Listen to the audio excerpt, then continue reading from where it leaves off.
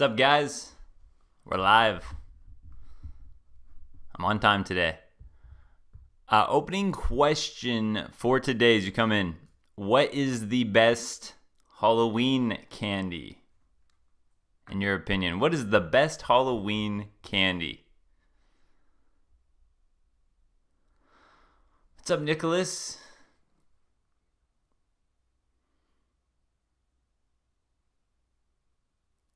I'm reading your comment right now, Nicholas.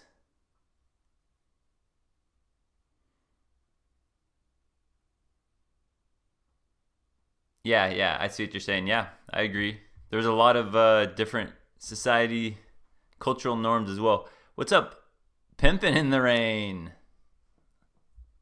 See the name change? Hey, Chad. Chad Hart shouting out to the Coach Gang. What's up, Jorge? Oh, I'm going to start with the IPA today. Seen this one before. A little hazy IPA. Contact haze. Elysian. What's up, Matt Hunter? Yeah, you guys, I couldn't help myself. We're back to some videos this week. I couldn't help myself. I love video breakdowns. It's engaging for me. And I can drink my beer during the videos. Anything but candy corn, says Lost Wood. By the way, here, question for you guys. Candy corn. Does anyone eat the candy corn color by color, piece by piece? You know how it's like the 2 or 3 colors or whatever? Because I always do that. If I ever eat candy corn, I always just bite off like the first color, then I do the middle color, then the last color. And I thought a lot of people did that, but apparently not. Last time I asked people, they thought I was kind of weird.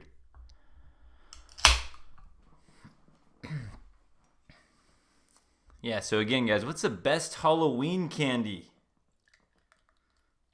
What were you super excited about back in the trick-or-treating days?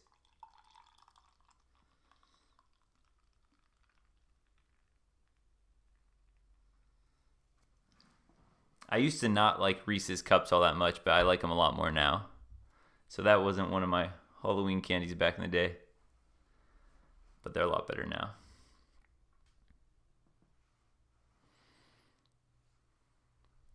Hey, what's up, guys? Male Patriarchy. How was the debate last week? Oh, dude, I think Trump killed it.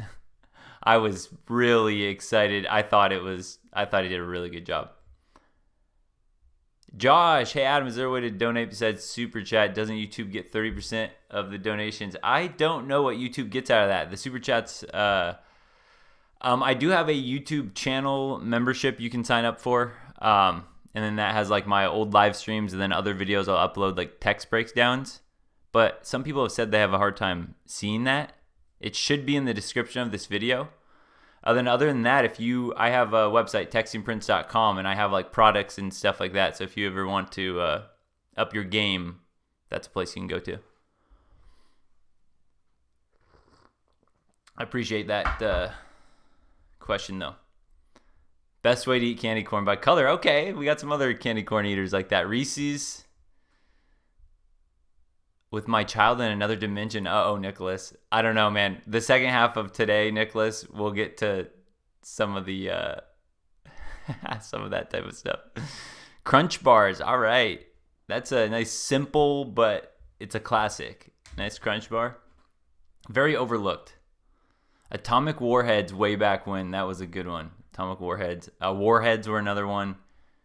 Oh, Atomic Warheads. I was thinking you meant Atomic Fireball. Yeah, Warheads. Oh, yeah, Warheads. Debate was awesome, yeah. You see the join button. Nice. Okay, cool, pimpin'. Some people were saying they hadn't seen it, and then I looked a couple times, and it showed up sometimes and didn't the others, so I didn't know. I never know what YouTube's doing with this channel. Some guys on the Red Pill channels are like, Biden, all talk, no action. Almond Joy expansion 420. Okay, that's one of those rare ones. I know some Almond Joy fans, but that's not mainstream. I give you respect for that. Okay, we're gonna get started, guys.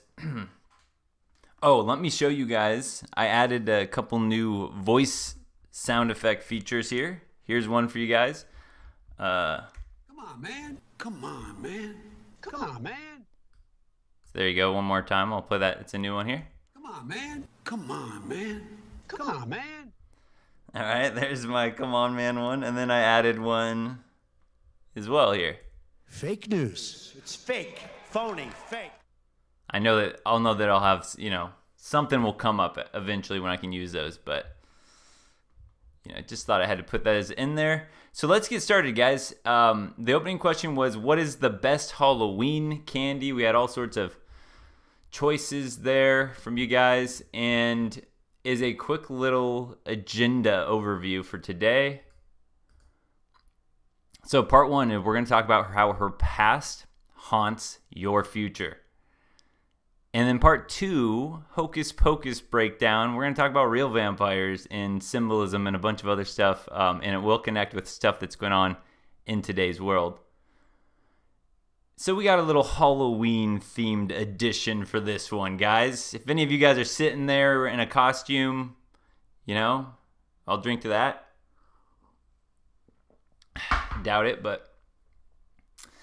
Okay, so we are breaking down. We're going to talk about the whole dating game, but we're going to use Call Her Daddy, a recent little video interview she did to talk about this very real point about how a woman's past is going to haunt your future. The more experiences she's had in her past, the more it's going to haunt the future with you. So this is why I always warn guys of that long-term commitment. And did I waste some time doing this? I did, but I also had to make a little intro for this. A little intro jingle for today, guys. You guys ready to go with the Halloween theme? Let's see, what button do I press here? Here we go.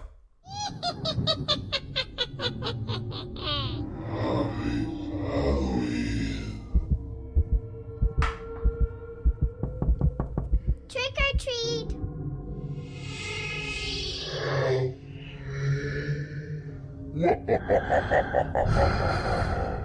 Her past will haunt your future.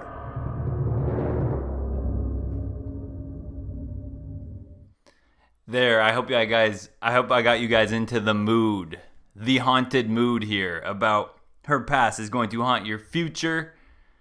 Did I waste some time putting that together? I certainly did, but I couldn't help myself. And yes, humongous, we will talk about that in the second part of this. All right. So, to give you a little background here, this video is called Threesomes, featuring Hannah Berner. And in this video, they discuss many things. And one of these is threesomes or foursomes. And how this is all going to tie in about past baggage haunting your future is going to be in the second video that I show you guys, which is a shorter video. And that's going to kind of tie this all together about the whole game that we see. Basically, the alpha seeds beta needs. And in this really promiscuous, sexualized culture, it just amplifies the alpha seeds beta needs even more in today's, dating culture right now. So let's get started here. And then it's going to tie right into a lot of stuff. We're going to talk about alpha widows. We're going to talk about alpha seeds beta needs. We're going to talk about hypergamy, all of the good stuff. I have a really random thought for you about threesomes. Oh, yeah. And foursomes. Yes. This is so strange. Okay. I have been in relationships before where I'm like, I will never have a threesome with you. I will never have a foursome with you. Get it the fuck out of my face, because I was just too much in the relationship, too far down. I'm at a weird place right now, and I have never in my life really thought about this. I've had a threesome before. I've never had a foursome. I enjoyed myself. It was with another girl, and then a guy, but it was he was he's just like a pig. So like I just was like, it was like fun, but it wasn't anything like I need to do this again. Yeah. All right, so just to start there, and to give you guys some background, Alex Cooper here on the left, she is 26 years old. And she's had a threesome, at least one, maybe multiple. The other girl, Hannah, I believe she says she's 29 years old.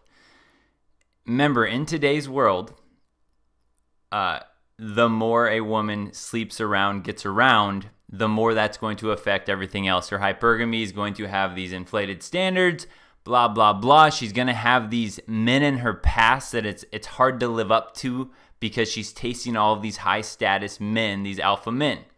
So that was already one thing. That's when you're talking about one guy, the alpha widow. But now we're dealing with threesomes, foursomes, different experiences where you're not only having one alpha in there, you're also getting a second or a third potentially in there that you're going to compete with.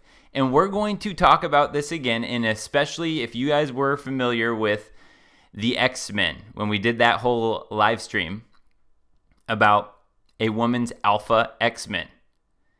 So these are the guys, the mutants, that have unique or rare gifts that most normal men don't have. So again, when a girl's out here on the CC, she's going to be tasting all these different types of men, and she's going to be dabbling into these X-Men mutants, these guys that aren't actually attainable. These are the guys that are way out of her league, maybe looks-wise, social status-wise, financial status-wise. They're out of her league, but they're going to hook up with her. They're going to entertain her for a night or a few nights, and it's going to basically trick her hypergamy into believing that that's the type of man that she deserves or better because she was able to taste him, sleep with him.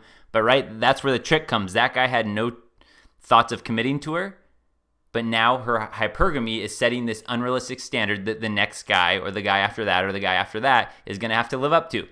More about this as we go. And I want to, we got the super chat here. Before I forget, here we got a super chat from Humongous. Nice. Humongous super chat. Thanks, man. He says, thank you. It's very important. I believe you're talking about the second half that we're going to talk about. Well, I'm going to say vampires because the code word that starts with an A, I've heard that that's one of the new ones that the algorithms are going to flag and take down videos of because stuff like that's going to come out on a mainstream. We'll get to that in the second half, but thank you, Humongous. Appreciate it, man.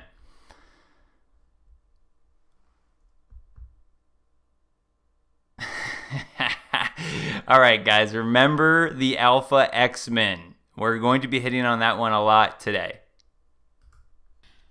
Then, with this new guy, he's so sexual, and we've had conversations about, like, it's the first real relationship that I've been so, like, sexually pushing the limits. Like, he pushes me to the limits, and he's like, I want to do everything with you. Mm-hmm. Because it makes me, even if we do shit that's wild, like you like whatever it is, it makes us closer. All right, now listen to that. She started this with, she wasn't into the idea much of about threesome. She had one. It wasn't really, a big deal. She was kind of like, yeah, whatever. But then she met a guy. The guy she's currently with. Now, if you guys were at the X-Men live stream, you guys might remember this man that she's speaking of. This man that she's talking about is, well, first off, I'm going to mention about those X-Men, right? These special X-Men that have these unique gifts that really stand out to her. The problem with that, right, the sad ending is she eventually compares you to these X-Men.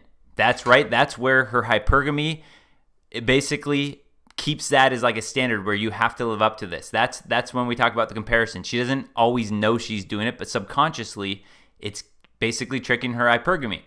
So because thoughts, when we talk about thoughts, we talk about the women that are getting around, doing all this stuff, really on that CC, on that dating market.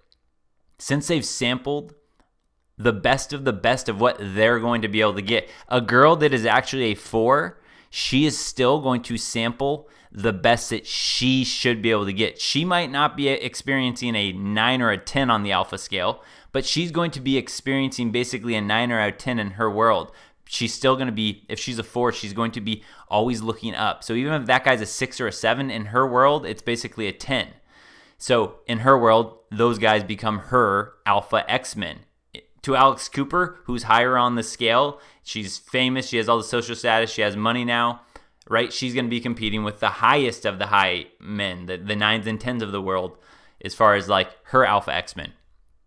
But the problem is, right, the more they taste, the more that standard increases, but her own value diminishes because as she gets older, her looks go and her fertility goes and fades away, and those are two of her strongest assets that she has to be able to lock a man down long-term, commitment-wise. Okay, so we've talked about that before. And then again, the problem with this is it creates this entitled queen mindset of unreasonable expectations. Because these thoughts can taste the highest status men, they believe they deserve commitment from the highest status men. So then if you're not one of these top dogs, she looks at you like you're her little peasant. You're her little servant. Because, right, in her mind, her hypergamy goes, I am settling for this guy because I've been able to taste these higher status men. See how that works? It's not logical, but that's why when hypergamy is such a problem, when culture and society don't keep hypergamy in check. This is what happens. So now, right, the guy that she has just met, this new guy, he's opening up her mind. This is what we call Professor X from the X-Men. This is psychologist Chad. So one of his gifts, he's able to read others' minds and control others through mind manipulation. When we're talking about the actual X-Men, Professor X, one of his superpowers, one of his mutant gifts, well, she's meeting a guy right now that is psychologist Chad. He's able to get in her mind. He's able to use reverse psychology. He's able to talk this up in such a way that it's making her go, wow, I really want to have a threesome with this guy or a foursome. And you're going to hear her talk about this, but just for your own sake, when I've talked about this before, psychologist Chad, this is an example of who she's talking about right now. Psychologist Chad, and he's also hippie Chad. Listen to the words that she uses to describe this guy. Because of his ability to control his astral self, Professor X, hippie Chad always gets her experimenting and taking her to new places spiritually. So it's going to make her rethink her paradigms, rethink how she sees the world, rethink her thoughts about threesomes, foursomes, open relationships. These women that run into a guy like this is like the hippie Chad. And right, this is when we say this is her alpha X widow, she's not going to end up with this guy, but whoever the new guy is, missionary man. All he wants to do is missionary sex. Well, she's going to be thinking back to hippie Chad, who did all these new things, who made her try all these new experiences. That's what we talk about when we say that she'll reflect back. This is her, like, she's going to miss some of these alphas from her past. We've been talking about possibly, like, while we're traveling, because we're like, you can't do it in your bed at home. No. Traveling, like, or like in your neighborhood. No, you're like walking the dog. You're like, she looks kind of cute. Like, hey, come on over, girl, Candace. let's hit the bodega. Yeah, like, no. So he travels a lot for work, and we may be going to like a different country together. And he was like, it could be hot, like if we're like out one night and you go pick someone up, and then like we bring them back. And I've been thinking about it. It's early enough in the relationship that if it's ever going to happen, it would have to be now, so that like I would have to see, like, did I like it? Or will it be a thing that if you do like it, do you think it would be part of your relationship? Like, or like a holiday? Well, what he said is, like, if you hated it, he was like, I'm down to do it with another guy or another girl. It's down to you. Like, you pick the person. He was like, and I want you to pick them because it's more so I want you to have sex in this threesome that, like, I want you to be attracted to the guy. Mm-hmm. And he was like, or the girl, I want you to pick. It's not even for me, because I will be more turned on if you are having sex with this girl and having such, like, it's so hot. Like, I don't even have to fuck her. Like, whatever you want to do. It's all perspective, and he's making you see things in a new light. Because he's like, and if we hate it, we never have to do it again. But it will be an experience that we talk about. And we're like, oh, he's so free and open. He's so free and open. He's so free and open. You know who she's talking about. She's talking about hippie Chad, psychologist Chad. By the way, super chat here from Nico Greco. Super stickers sent me. Appreciate it, Nico Greco. On here it says an orange suitcase with travel stickers. Appreciate it, man. Good to see you in here as well. So we're hearing it from these girls' point of view. This is... So hippie Chad, right? He's so free and open. Here's another one. Nightcrawler, one of the X-Men. This guy she's talking about, right? He's dipping into multiple of these personas of these alpha X-Men. Because it's Alex Cooper, she's able to taste the top of the top men. She's pretty famous. She's got like hundreds of thousands of followers and all that stuff. So we got Nightcrawler. This is Yoga Chad. His gifts: agility of an Olympic gymnast. He has the flexibility to contort his body in ways most normal men cannot. She's dealing with this guy that is making her try all new sexual experiences. It's Yoga Chad as well. He's opening up her mind to all these new things, new positions. We also have Pyro mixed in here. We got some Philosopher Chad in here. Philosopher Chad here, his gifts: he's able to mentally control flames through intense mental focus. He can turn her on by lighting a flame in her pants. All right, so just like the Hannah girl on the right said, he's so open. Wow, he just makes you rethink your perspective about things. That's Philosopher Chad. Again, these are the guys that stick out in her mind, the guys that made her think differently. They completely brought a brand new frame of mind, frame of thinking to things. For instance, as just a side note, there's quite a few girls now in my life where I might be Philosopher Chad to them. I've completely shaken their belief system about what they believed Trump was and who they believe Trump is now. Completely shattered from hating to, oh my gosh, I can't believe, wow, he's actually doing this stuff for us. Just completely shattered their paradigm of what they once believed. Hannah, and you're like a type A bitch. Yes. So I'm like, hold on, logistically, how does this work? And like, does she sign an NDA? Like, what's happening? Has he done that a lot? So I asked him, he said, I had a threesome with one of my exes, but then my most recent ex wasn't down for it because like she had some like family shit that she like wasn't down to have threesomes because it like traumatized her I don't know. Yeah. So he was like, I don't know what it is, but about us. That's a good excuse. Yeah, just be like, my family. She's like, my family. It's like, wait, what? Your like my family. I have 3 brothers and sisters, and I hate the number 3. I can't. It sounds like I'm fucking my brother. Like, what is going on? This is the question. By the way, all that stuff they were just kind of making fun of it as a joke about the family issues with coming up. The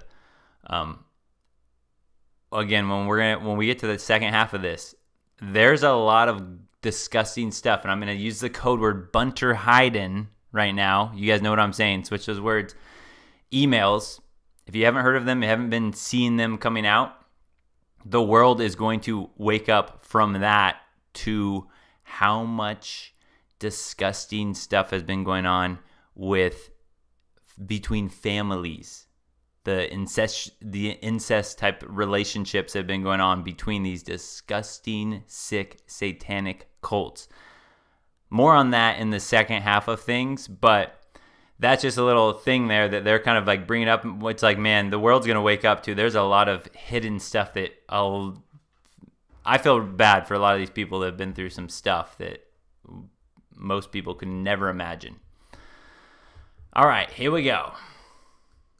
I am going to admit, I have never done cocaine before. Oh, where are we going? Oh, actually, hear her out on this, guys. This is actually, listen to where she's getting at here.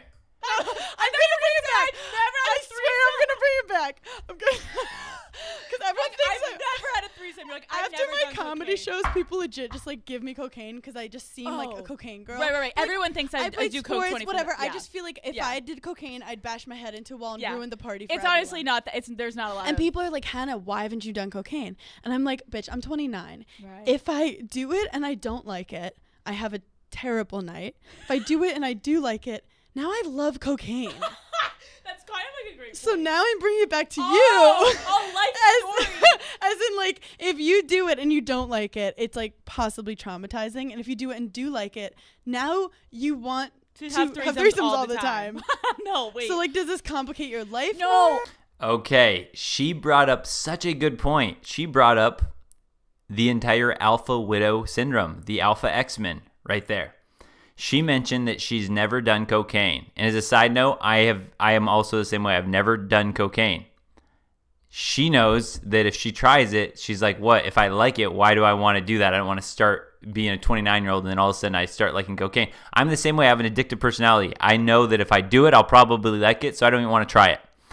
So she's mentioning, though, so she's bringing that, she's alluding to threesome. She's kind of like, well, are you sure you want to introduce this? Because what if you try it and either one, it's a traumatizing experience and it sucks, so why did you put yourself through it? Or two, maybe you try it and all of a sudden you like it and now it's like, how can I go back to normal monogamous relationships ever again? It's like a lose-lose. That's the way that she's pointed out. She's kind of bringing up that question, which is like, that's a great point. That completely sums up the alpha X-Men. It completely sums it up. The more women are dating around on the market, experiencing it, where we can just sit back and be like, fine, your body, your choice, do whatever you want. Okay, well, actually, I gotta throw the sound clip in here.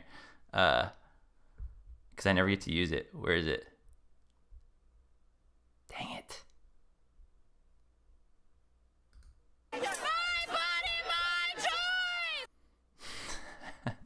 That wasn't worth the pause just to try to find that. So anyway, it's like, sure, you can do whatever you want. We know you can get around there and sleep with as many guys you want. Oh, that's so awesome. You're so empowered. Go swipe and bang, 95 guys next month on your Tinder account. Really, really cool. But when we sit back and go, here's why it's a problem, is because just like she said, she doesn't want to try cocaine because it's a lose-lose for her. She's either going to love it and get addicted, or why do I need to do this right now? Or I'm not going to enjoy it, so why do it? When women are out there sleeping around, tasting all these different men, all it's doing is that same thing. Either they're going to get addicted to that chase, to that thrill of the game of trying to chase down these alphas and get one to commit to them. They're going to either chase that and become addicted to that chase, that rush, that sensation, which we see a lot of now. So it's a lose right there in that sense. And they're going to then, when they have to settle for a guy, they're going to have these built-up expectations in the back of their mind because of all these things they tasted. They're going to have that addiction to cocaine, and now they're going to have to live their entire life not being able to get cocaine. But they've developed an addiction for it. So now they're going to have withdrawals their entire life. She explained this game perfectly. Oh, you go around, you taste them all. Great. Cocaine. It's fun. You're addicted from, it's great for this rush, for this party, but it's not sustainable long term. She compares you to her X-Men. She can never get over that cocaine addiction. Then she has these unreasonable expectations. And like I said, in the next video, we're going to see what happens, how it plays out in the actual real world. But them tasting that alpha buffet is exactly like them trying cocaine for the first time. Be careful what you wish for. Okay, in a weird way, in a weird fucking way, this is a great conversation, Hannah. I never thought about it if I was going to go into a relationship with a man, I really didn't think like this can't be that healthy. For some reason, we are so sexually open with each other. He wants to experience life with you in all different ways. This is so good, guys. I'm going to repeat that part so you can see this. But before I forget this, I got to throw in this super chat here from Humongoose. Appreciate it, man. Says, get rich, stay single, never get married, get a divorce if you are married ASAP now. Women can't love you. Don't be fooled. Appreciate you, Humongoose. Good to see ya this stream.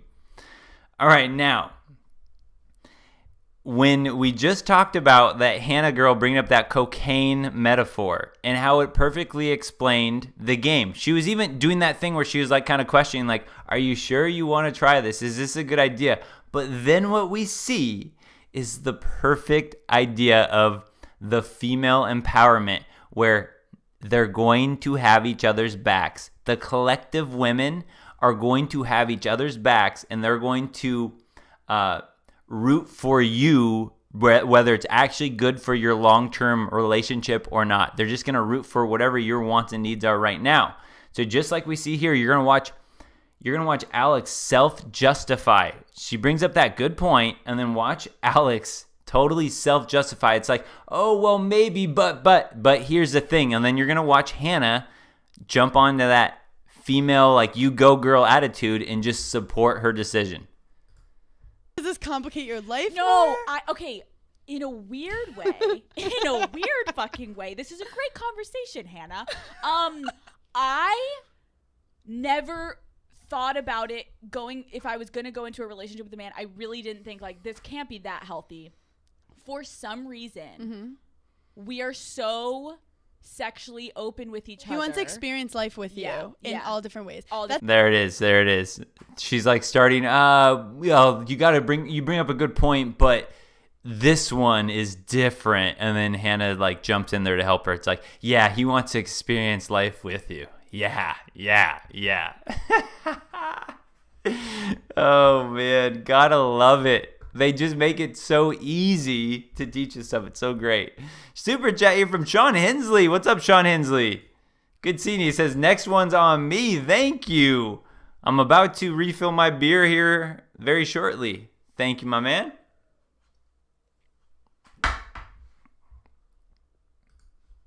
It's going down nice tonight. It's going down real nice tonight. And he's a very sexual person. It's interesting because my guy has done the same thing where he's just like, I want to try everything with you and make you come in so many different ways. And the fact that he said, bring a dude in, I kind of love that he said that. Right. Because deep down, like, I would love to have a threesome with two guys. Would you? I kind of think I would be down. And he... Oh, man. Guys, like we said before, you want to deal with... All right, when I talk about this, I am talking about most women in today's dating culture. Yes, there's going to be exceptions. But we already say for most women, it's a gamble because you're competing against all of this baggage that she's brought from that CC, from that dating around, tasting all these different men. It's already a gamble. And I've warned certain guys too that a lot of women have already tasted more than one alpha at one time. If she was in a sorority, there's a chance she's had the train ran on her. I'm just telling you guys from personal experience and knowing women. So now we're already talking about this. In one hand, it's already, wow, that's going to be a lot to compete with if you have to worry about the modern dating culture and her with her past. Now you're worrying about two alphas at the same time, maybe three, maybe four. Again, logically, you can be like, well, it was just one time. She won't remember. It's like, but logic in hypergamy, it's like you can't just rationally talk hypergamy out of some of these things. It just happens. It's biology. All right, we got Hey, Chris 2A's in here. Super chat from Chris 2A. Appreciate it, Chris. He says, cheers, Adam. Thanks for the content. Just joined late. Glad to have you on here, Chris. We will have a second half on here tonight as well. Good to see you in here. both these girls, I want to try it. I want to experience it. It's like cocaine, girls. Don't do it. Really texted me after and was like, after we were talking about like having a threesome with two dudes, like I now can't stop masturbating to like watching like DP porn because I'm thinking about like me and a guy fucking you, and like there's just something about it that's turning me on so much. And literally I'm over here like, well, I wasn't thinking about doing that this fucking upcoming December for Christmas, but now I'm like, well, okay, fuck. now I have to stretch out my asshole. No, literally, like I'm straight up being like, am I about to have like a fucking threesome with two dudes and this guy? And he's also like, it's so cute because then he's like, I love how he's saying this is cute. He's like, but I could be the one, like, say if you wanted to get like tied down and there's the two of us, like if I'm gonna like skull fuck you, like if one of us is gonna have our you're like, where are you going with this? He's like, I'll be the one to do it so that like you can tell me if it's like hurting or He's whatever. Like wait, skull no, fuck, a skull, like when you're laying down and a guy is like on top of you straddling and you shoving his dick into you and like you can't, like it's like a lot. You're like gagged. Wait, how do you spell that? Skull Skull Oh, skull like your skull Fuck, I thought you said skull. Skull. Did we go to school? I don't know. But daddy gang, I think it's just. Yeah, how's that, you guys? How's that for? Oh, they're again. I give Alex and them props for not holding back, not being censored on that avenue, for just saying your message unfiltered. Do I think it's a horrible message to be preached to millions of people that are hearing this? Oh, absolutely, I do. But at the same time, look how easy it is. I could tell guys stuff that they wouldn't believe from, the sweet, pure, innocent girl. Oh, my girlfriend here. And I'm like, I knew her in college. I knew her in her mid-20s. Ooh, I knew her on the bar scene. And I'm just like going, oh my gosh, they have no idea. And these guys are just like, oh, she's the best. She wouldn't hurt a fly. She's just the greatest human being. I can't imagine my life without her. Blah, blah, blah. Fairy tale, fairy tale, fairy tale. Meanwhile, I know the truth about that girl. I know the truth about many women in this modern culture. Stuff that these women are talking about. It's not just these women. Remember, they have millions of listens across the different platforms of all different young women listening to this, soaking it in, experimenting, trying all of this out. These are not two rare species. We've never seen this type of hypergamy in a woman before. Oh my gosh, this is rare. These two women are so secluded. This is giving you a sample, guys. This is giving you a real sample, and they're doing all the exposing themselves. All I have to do is stop and point it out.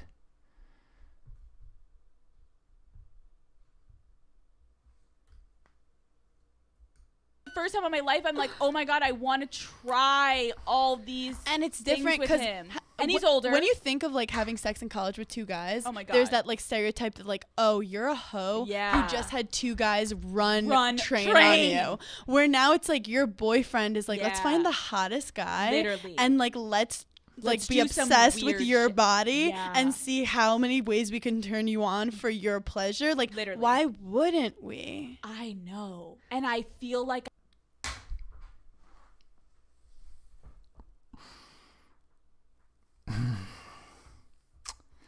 I'm going to write one simple message. I'm going to let you guys listen to that one more time. And I'm just going to write one simple message in response to this. Like, oh my god, I want to try all these and it's different with him. And he's older. When you think of like having sex in college with two guys, oh my god, there's that like stereotype that like, oh, you're a hoe who just had two guys run train on you. Where now it's like your boyfriend is like, let's find the hottest guy, literally, and like let's be obsessed with your body and see how many ways we can turn you on for your pleasure. Like, literally, why wouldn't we? I know, and I feel like.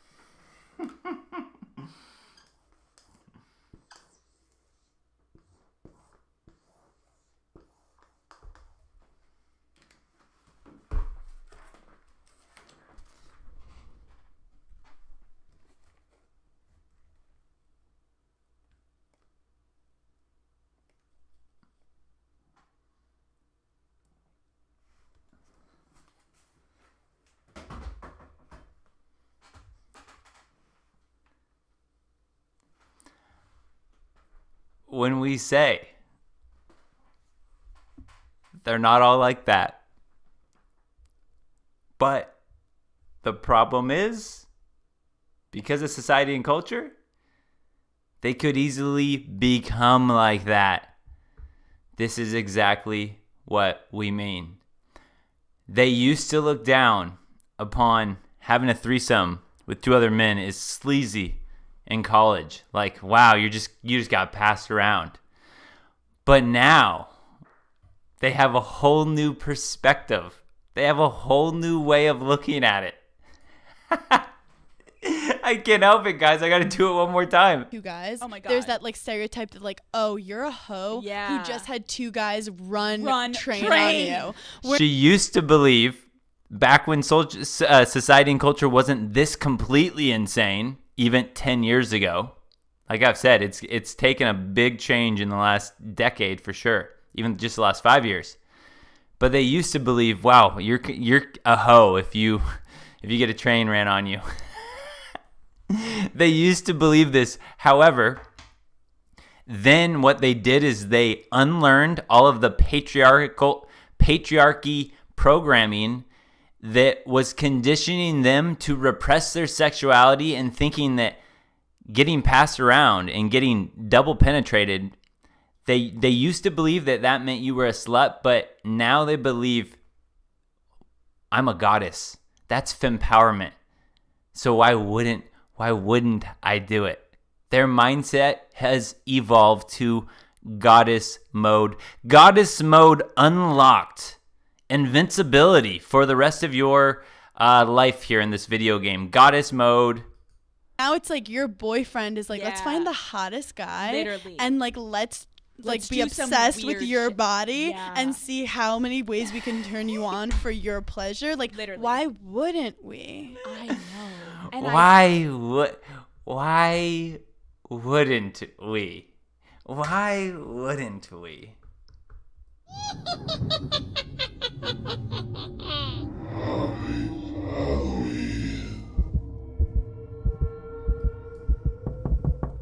Trick or treat.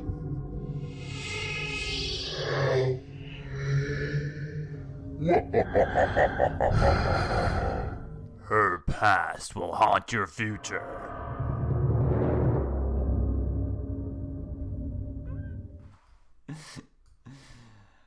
Just your PSA, guys.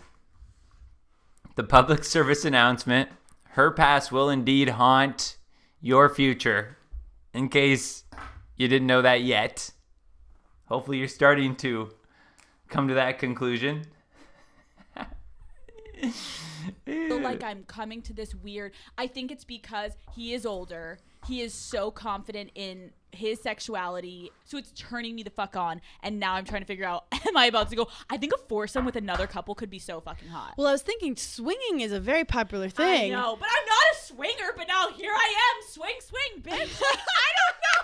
Like, I don't know what's going on. He's making me want to do all the things, and I'm like, oh my god. Well, it's also He's making her want to do all the things. You know why, guys? Because it's psychologist Chad. He knows exactly how to get in her mind and get her to want to do these things. It's hippie Chad. He knows how to experiment and get her to want to experiment. He got her addicted to the thrill of always seeking the next new position. It's yoga Chad. She wants to do it everywhere you can imagine now because this guy has opened up her mind.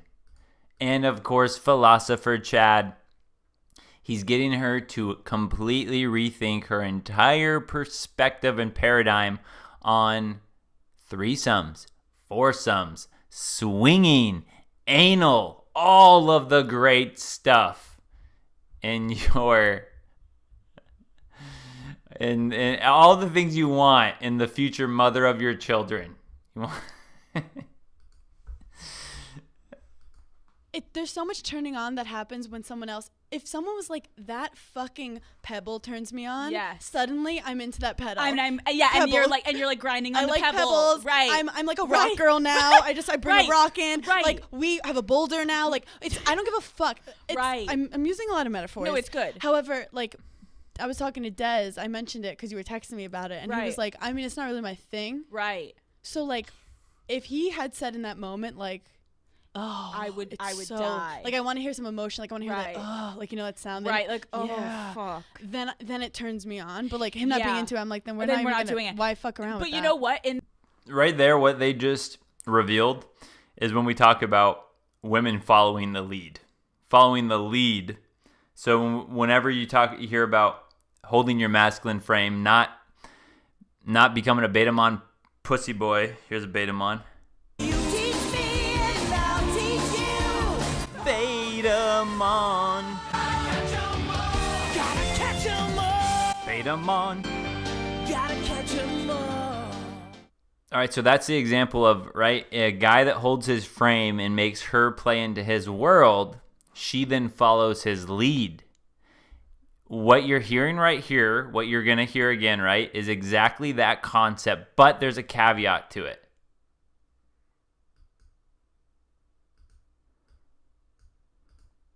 Pebble turns me on. Yes. Suddenly I'm into that pedal. And you're like grinding on I the like pebble. pebbles. Right. I'm like a rock girl now. I bring a rock in. Right. Like we have a boulder now. Like I don't give a fuck. Right. I'm using a lot of metaphors. No, it's good. However, like I was talking to Des. I mentioned it because you were texting me about it, and he was like, I mean, it's not really my thing. Right. So like, if he had said in that moment, like, oh, I would so, die. Like I want to hear some emotion. Like I want to hear that, oh, like you know that sound. Right. Like, oh, yeah. fuck. Then it turns me on. But like him not being into it, I'm like, then we're not doing it. Why fuck around with that? But you know what? Okay, so again, right, they're going to follow the lead. The guy that's into it, they're going to get into it. If a guy's really into a pebble, he's going to get into it. So that guy that's opening her up, she follows that lead. She gets into it because he's so into all the new positions, all that stuff. But here's where it all goes wrong, because on one hand, you could make the argument, guys could say, well, there it is. That's the key. You have to learn how to hold your masculine frame, and that's how you win the game. So you need to man up and learn and hold your masculine frame, and then you can have success with women. Although that is true in the dating game, here's the problem with that long term. The problem with that long term is that a woman will follow the lead of either a masculine man, or she's going to follow the lead because now big government has replaced that as the leadership role. So now she's either going to follow the lead of that man, or she might decide to follow the lead of big government, society, and culture. So if society and culture now brainwash her into, hey, your man should let you sleep around, your man should be willing to have an open relationship, your man should do blah, blah, blah for you, right? If she decides to switch from following your lead as the masculine man to society and culture, that's when you're screwed. See, in the old days, when you say men were men, we didn't have all these beta-mon pussy boys like we have now. Men had direction. They didn't put up with they didn't pedestalize women, all that stuff. To a sense, right? There was always a simps, but in general, men were more masculine back in the day, and society and culture also preached those norms. Monogamy was preached, so the girl that was sleeping around was shamed.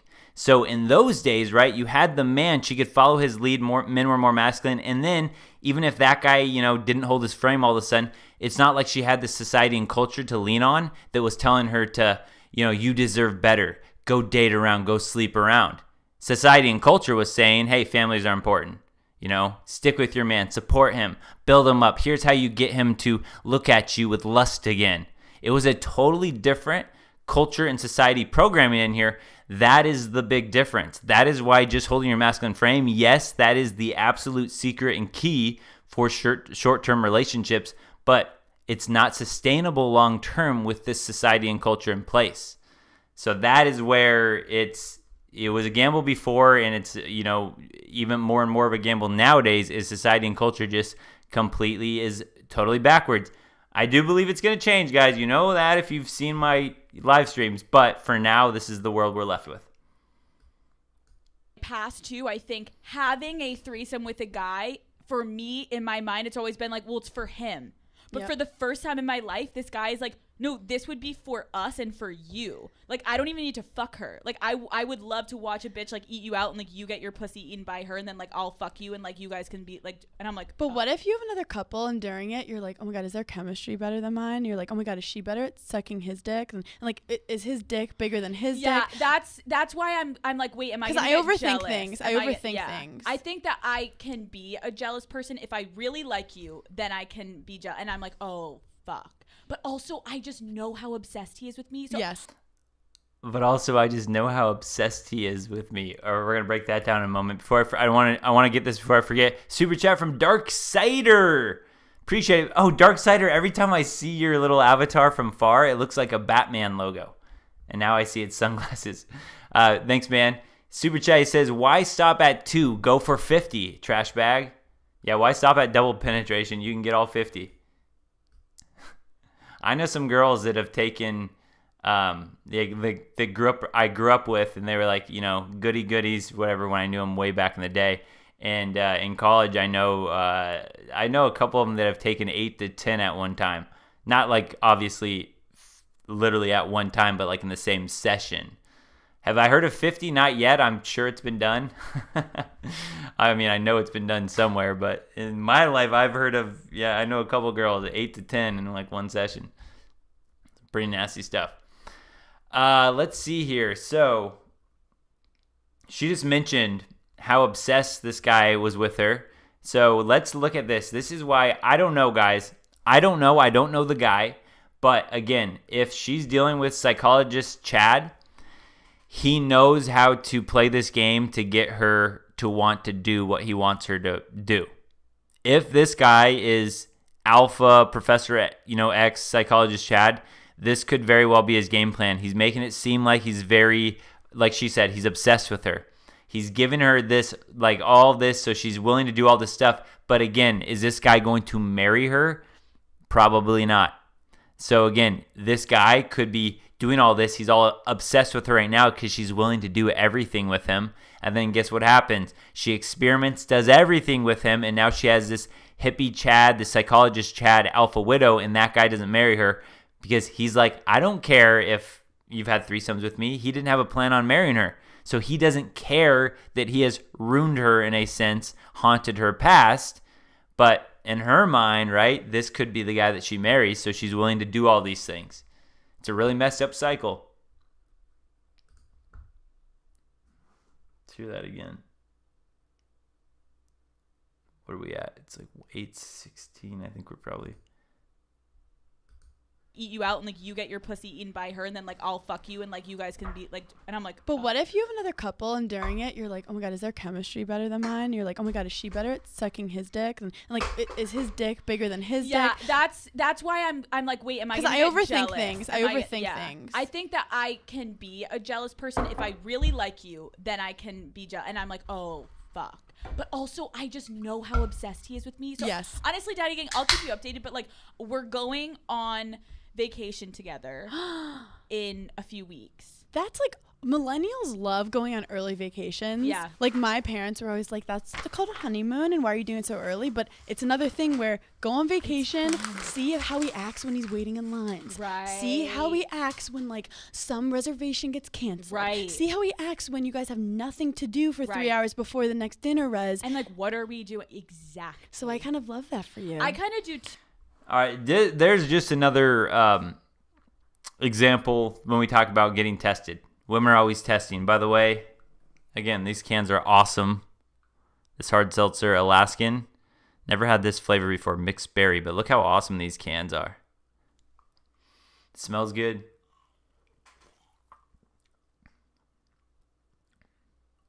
Wow, this does not taste like alcohol, guys. This tastes like... It's like, you know what this tastes like? If you had a mixed berry pixie stick, you know a pixie stick, those like tubes full of flavored sugar? If you had that and you poured it into sparkling water, that's what this tastes like. I mean, it's good.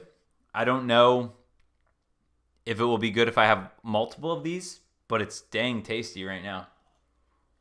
All right, I got sidetracked. That's what happens. There goes my brain. I don't even remember what we're talking about.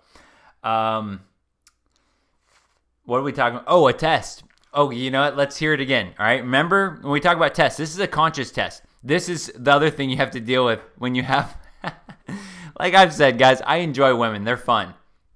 But when you, especially when you get married, but you commit long-term and all that stuff, you have to deal with so many shenanigans that it's just drama BS that, quite frankly, as a single man, you just never have to deal with. And part of that thing is your relationship is not your relationship with her. Your relationship is your relationship with her to you and her. But to her, your relationship is also with all of her friends and family. She tells everybody about your relationship. She talks about everything. So this little moment right here when they're talking about traveling, just another little heads up for you. They're always testing you. They're always watching you. Always have to be on guard when you're around women. I'll keep you updated, but like we're going on vacation together in a few weeks. That's like millennials love going on early vacations. Yeah. Like my parents were always like, that's called a honeymoon and why are you doing it so early? But it's another thing where go on vacation, see how he acts when he's waiting in lines. Right. See how he acts when like some reservation gets canceled. Right. See how he acts when you guys have nothing to do for 3 hours before the next dinner res. And like, what are we doing? Exactly. So I kind of love that for you. So that's right. That's the test, man. They're always testing you. Boom. It's conscious and subconscious. You're going to have to put up with both of those. And then you're going to have to take the heat from her friends and family. When her friends and family ask her and they're like, "What? Well, why isn't he doing so-and-so for you about this?" Then you have the pressure from them that go through her. Then now she goes, "Well, why aren't you doing this?" Blah, blah, blah. A bunch of extra games you have to put up with. Especially the more baggage they have, the more they're haunted by that past, guys. Do too, and I feel like I'm gonna get a dick in my asshole this trip, and I'm not prepared for it. He keeps saying he wants to do anal with me, and I'm like, I am so scarred, and for the first time in my life, because I haven't done it since the one time that I passed out in college from it, and I feel like I'm about to have anal in this resort. And that was it. That's what they left us with. Although that is interesting. I wish she'd told more about that story. Listen to her little anal experience. I'm gonna get a dick in my asshole this trip, and I am not prepared for it. He keeps saying he wants to do anal with me, and I'm like, I am so scarred, and for the first time in my life, because I haven't done it since the one time that I passed out in college from it, and I feel like I'm about to have anal in this resort. Yeah, I want to hear about that story now, about the one time that she almost passed out. But yeah, there you go. There's another there's another thing you got to deal with. Man, you guys, talk about some of the past you're going to have to deal with. For anyone that came in late, I got to show you the theme song. We're not done yet. Don't worry about that. We're not quite done yet, but I do got to get you back into this. I got to get you in the ambient mood, guys. If you have a beer, crack it open. Sit back.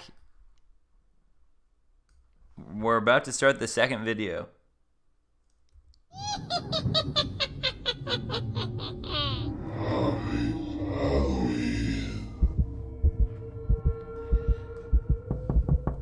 Trick or treat.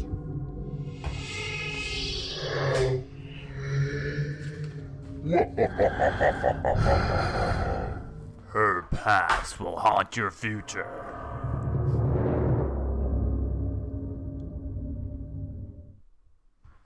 Yeah, there you go. I know you guys are all in the mood now. That did it. That did it for everybody. I know it. That awesome mix right there. Okay, now, why does this type of stuff matter? Ooh, this is why it matters. Let's see a more realistic point of view, because we can look at Alex Cooper and we can easily say, I would say she's above average on looks. I would say she's above average on social status. She has a huge following, huge podcast. So obviously, probably above average finances. I know she makes some good money from Barstool or whatnot. So it's easy for us to sit back and be like, yeah, she's just an extreme, so she's an exception to the rule. But I'm going to show you how this whole thing we talk about plays out in more of an everyday or a casual interaction that you might see. Oh, I already led you guys in before completely recapping yet. I want to show you guys some of the comments on that video, though. I saw a few comments on this video that I wanted to read. So this one, Noah says, poor girls, swallowed up by Satan and worldly desires. Pray for them. I just looked at like the top 10 comments, and I think I screenshotted like, 6 of them or something. We had Jim Jizzle says, a lock that can be opened by a lot of keys is a crappy lock, but a key that can open a lot of locks is a master key. For anyone that doesn't understand that, a woman that sleeps with a bunch of guys is a crappy lock because she's able to open up her legs for any guy, and any guy will be like, okay, I'm down. But a key that can open up a bunch of locks, a guy that's able to open up a bunch of locks, that's a very valuable key. A crappy lock that opens for anything is a crappy lock. But a key that can open up all these different locks, that's a valuable key. If you guys are getting that. That's why there is a double standard between men and women sleeping around. She should really be the new co-host. I love her. She's talking about that other girl, Hannah. What do we got here? We had TS1 said, even if we do things that are wild, it makes us closer. Beware of guys telling you things like this. They might just be manipulating you into getting what they want. Yes, like I said, I think she's dealing with psychologist Chad. This guy knows. So this is a thing, right? We have the top 10 to 20% of men are like, they're using all the things we talked about with manipulation tactics and all that stuff. The top 10 to 20% of men are using that because they're getting so much sex. Just so much sex that they can't turn it down fast enough. 80 to 90% of women are in that mix, giving that a bunch of crazy sex, all this stuff, to that 10 to 20% of men.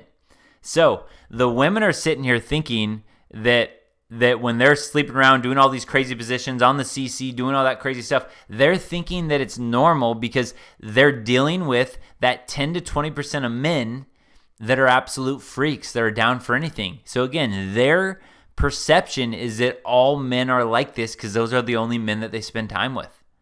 They have no idea that 80 to 90% of men don't live like that. Their experience is with the top 10 to 20% of men.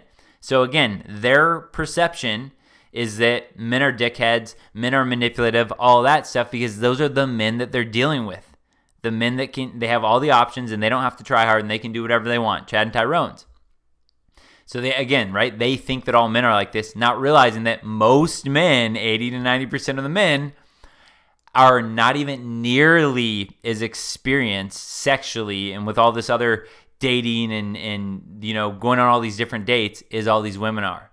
So you have 80 to 90% of women that have all this past baggage, all this haunted baggage. They think that there's no problem with that because they think that is the same with 80 to 90% of men, but it's just so backwards because a woman's hypergamy, she's always going to be shooting for the highest status man. So again, all women are competing after those same men. That's why it's so flawed. That's why when women complain, in their mind they have justification. The men they are dealing with are those type of men. I am one of those men to these women. I don't want commitment. So they're probably angry with me. If they're really nice to me, they treat me really well, whatever, but I don't want commitment. So again, their perception is they believe that they're right in doing whatever they want to do and sleeping around because that's the guys that they're dealing with that are doing the exact same thing. They just don't understand how most of society is and they don't understand how most men are. So now that we have that, right? Oops. That was what she was dealing with. Psychologist Chad. Boom. The second one is quiz. I used to like this podcast, but it's starting to get really disgusting and dark. Threesomes and cocaine being talked about in a good light. So I'm starting to see this, right? You guys take a look at my MGTOW 10-year prediction. It's only been a little over a year since then. I'm telling you guys. It's gonna swap. This OnlyFans, all this crazy stuff, it seems like it's getting so bad that it'll never end. No, we're literally we are witnessing the worst. We're here to see the floor, the actual bottom fall out before it recalibrates and goes the other way. We're living through that right now. It's a pretty exciting time. Lots of content to narrate and analyze in the meantime, but we are living through this right now. It's pretty cool. Brandy Candy says, so many red flags here. Agreed. And then T-Mac says, it's funny how some dudes can manipulate women to think they are free and open and unselfish, even when trying to convince for a threesome. Him suggesting a dude is obviously reverse psychology. Probably, unless this dude he's into some other thing. I don't know. You never know. There's so many crazy stuff these days. Who knows? But he don't want that. Give me a break. You should force the issue that it should be a dude and watch what happens. I was curious too what would happen too. If she's like, okay, you're down for another guy, let's do it. Let's just see what he says. But I don't know. Maybe he's into that. You never know, guys. All right, so that was video 1. Now, how that bleeds into video 2. Video 2 that we're going to look at is a Truth or Drink episode on Cut here. So it says, my boyfriend and I play Truth or Drink. So we have this guy on the left here is named Cal. The girl on the right is named Remy. We're going to watch just their little interaction. It's a short video. And then we're going to kind of tie this all into the alpha widow syndrome and how this actually plays out in a normal type of relationship. So let's get rolling here. I know I have it in here. Here we go.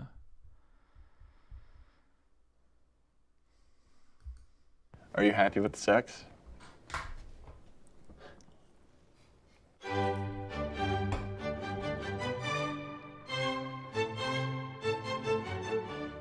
Hi.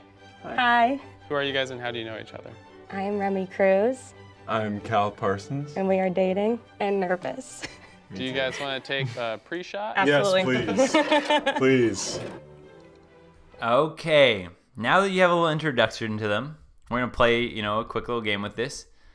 Let me just see here. Oh, wait. I saw here. I want to make sure I don't forget the super chat here. We just had pop in here. Oh, I just lost it. I saw it. Okay, Jay Rodriguez. Thanks, Jay Rodriguez. He says, MGTOW for life. Latinos for Trump.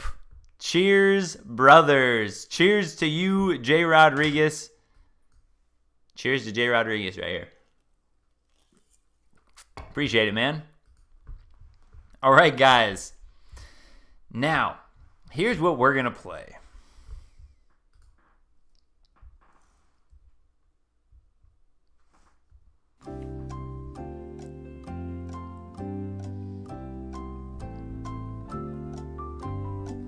We got a Prince quiz coming up here, guys. In this Prince quiz, in the chat here, which of these two seems like they are higher value?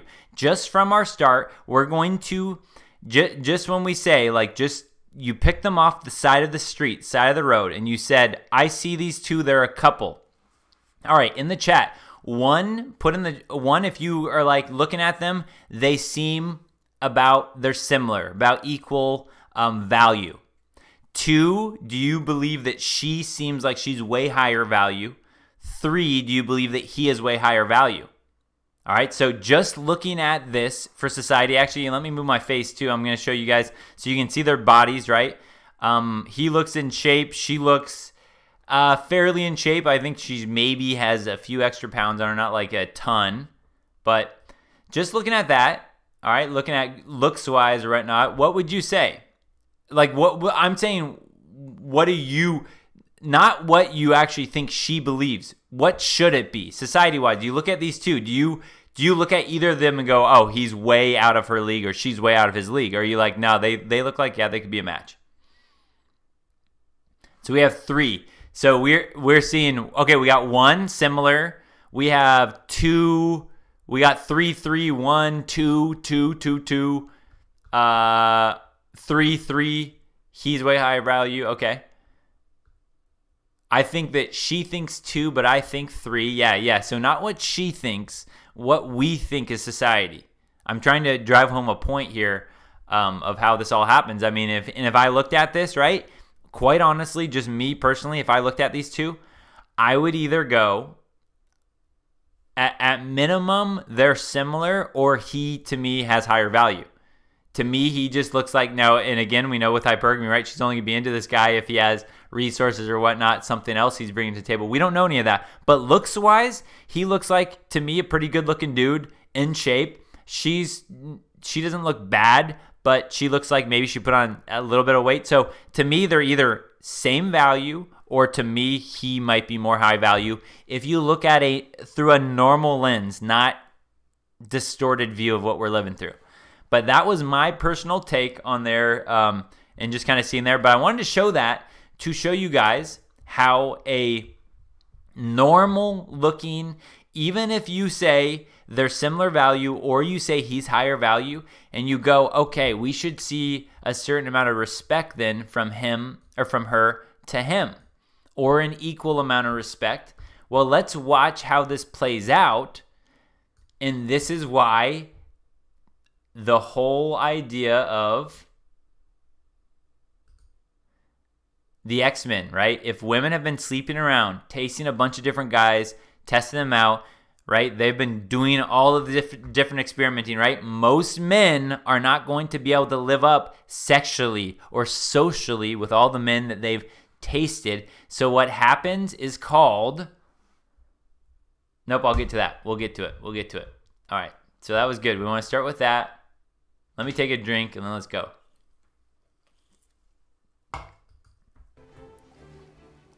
That wasn't bad. Oh, God. Have you ever had a threesome? Would you? I don't think I would. Would you ever have a threesome? You could have anybody. Anybody? Anybody. Literally anybody? Anybody. Emma Watson. Meg Thee Stallion. Yeah, Emma Watson. Yeah. All right, guys. You know when I watch this stuff, I'm not going to let little things slip through that I notice. Some people might not have noticed this. If you did notice this, don't worry. I'm going to call it out. This little question, this is what we call plausible deniability. Women are experts at this. I could say that the manipulative men in the top 10 to 20% are usually experts at this as well. But what she's going to do is she's going to leave herself an out with the way that she responds. Strategic wording, strategic responding, so she doesn't pigeonhole herself. She doesn't put herself into a corner. When he asks, have you ever had a threesome? See if you can find her answer. Because I didn't quite catch a clear answer. What I did catch was a deflection. Let's see. Now watch that again. That wasn't bad. Oh, God. Have you ever had a threesome? Would you? I don't think I would. Would you ever have a threesome? Have you ever had a threesome? Would you? I don't think I would. I'm telling you that my intuition and my experience with women tells me that she's had a threesome. Because she didn't answer, no, I've never had a threesome and I don't think I ever would. This is strategic. This is what women will do. This is what you can notice when you pick up the language, like when you start to break apart their language, when you see this in your friend groups and they're asking questions, when you're playing drinking games with your friends, and if you guys are playing like truth or dare or I've never type things, start to just notice the language that women use when they don't want to answer something, right? A lot of times guys would be like, no, I've never had a threesome and blah, blah, blah. That's a guy answering straightforward. Women are magicians with their language. That's the plausible deniability. So he asks, and then she doesn't answer in that way, right? Now, again, the video could have cut out. Maybe she answered, but this is something you'll see over and over and over again. It's a real speech pattern you can pick up on women. But what's going to happen, too, is that naive betamon are going to fall for her words. They get so easily duped by these reactions. A guy that is a... You teach me and I'll teach you. Betamon. Betamon. Gotta catch 'em Betamon have no idea that this game is being ran on them. So let's watch it one last time. Oh, God. Have you ever had a threesome? Would you? I don't think I would. Would you ever have a threesome? You could have anybody. And now she's going to keep deflecting to keep him talking so it doesn't ever come back to that question again that she's not going to want to answer. Anybody. Literally anybody? Anybody. Emma Watson. Meg Thee Stallion. Yeah, Emma Watson. Yeah. You're invited. Tell her to the camera. I did, to that one. Okay, maybe she'll come over. Very smooth. And in her mind, she's like, he has no idea. In his mind, he's like, oh, this is fun. We're drinking. Oh, fun questions. I get to just explore more with my girlfriend. He has no idea the inner workings that is going on right now. She is a spider that has created these webs her entire life, these webs of deception. And she just has this web sitting here. And this guy is like the little fly just happily buzzing along. He went right into her web and he has no idea. He's just like, oh, just another great normal day. Oh, this web is cozy. Ooh, this is nice. This is keeping me warm. He has no idea what's going on. And she's like the Black Widow, like, oh, this guy has no idea of my past. And that's just one example, but I'm sure that's how their entire relationship goes. But always watch for the plausible deniability. What's the one secret you've been too embarrassed to tell me? No! Yeah. No, you can't. I can't. Do you have any secrets? Oh, wait. Recently, I FaceTimed you and you said you had to leave, so I fake cried to make it funny. And then you thought it was real, so I had to run with it and fake cried for 15 minutes. Then I was like, shoot, if I tell him the truth, then he's gonna think I'm crazy. But I was just trying to be funny. Normally I don't do that. Normally you cry. Wow. I shouldn't have said that, I'm sorry. Thank you. All right, man, there's so much to break down in this, guys. So much to break down in this. I don't know how I can explain the voice tonality, but how she answered that, I could feel it was incongruent. She wasn't telling her big secret. He asked, is there any secret you've ever hidden from me? And she, from the time she answers, we'll see it again so you can notice it. From the time she answers, I don't buy a single word of it. What she's doing is she has some big secret. My guess, and all I'm doing is making a guess here, I don't know these people. My guess is she's cheated on this guy or something like that. It's definitely an actual big secret that she doesn't want to tell him. That is just my guess, that she's cheated on him. So watch what's going to happen. He asks, do you have any secret? She's going to keep him so far away from the actual truth that she's going to work up this crazy, stupid story, add a bunch of fake details, deflect, and then she's going to be free of any type of answering of that question she didn't want to answer. He asks a question that she has a big secret. Hey, do you have a secret? She doesn't want to answer this question. So what does she do? Makes up a story, fumbles a bunch of unnecessary details. That's what you do. She's trying to lie. She's like, oh, I just threw a bunch of details in here. Get him distracted over here. Then she even deflects even more. She's a word magician. Watch how smooth this is.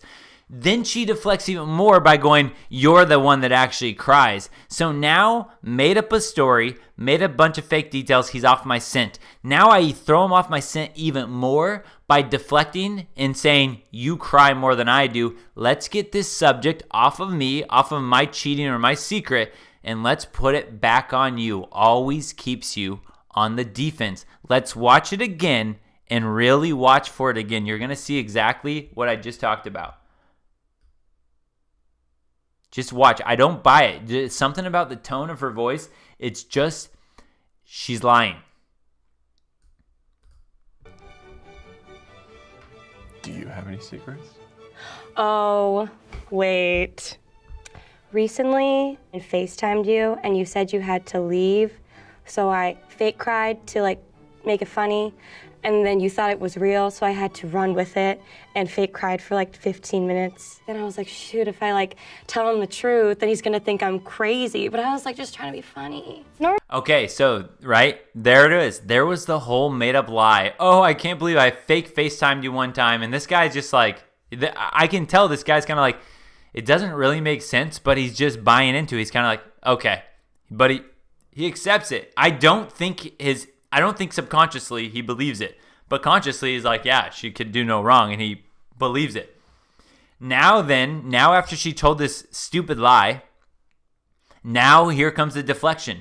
Now's where, like, he just said, transferring the guilt. Now taking that guilt that she feels, dang, I cheated on him. Again, I don't know for sure, but that's just my guess. And now she's going to transfer it on him. Watch how she does this. Watch this kung fu. This is when we talk about women are psychological ninjas. I don't know if I have that one on here. I don't think I have it up here to pull up. That's fine. I don't do that. Normally you cry. Wow. I shouldn't have said that. I'm sorry. Thank you. Pouring out for my crying boys. Why are you doing? You don't have to take a shot right now. I know. Okay. Genius. Look at that. She's like, oh, whew, I got away with another one. This is too easy in her mind, right? This is why it doesn't matter if we looked at them and go, looks-wise, they're equal value, or looks-wise, he should be higher value. He probably has a better job than her. Again, just assumptions I'm making. But it doesn't matter, because watch how she runs circles around him in the social game.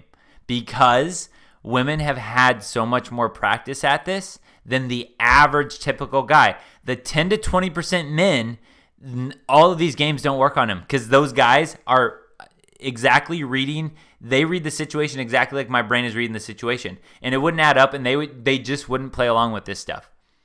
But most guys, 80 to 90%, don't have that experience. They don't know that, so they're able to run circles around these men.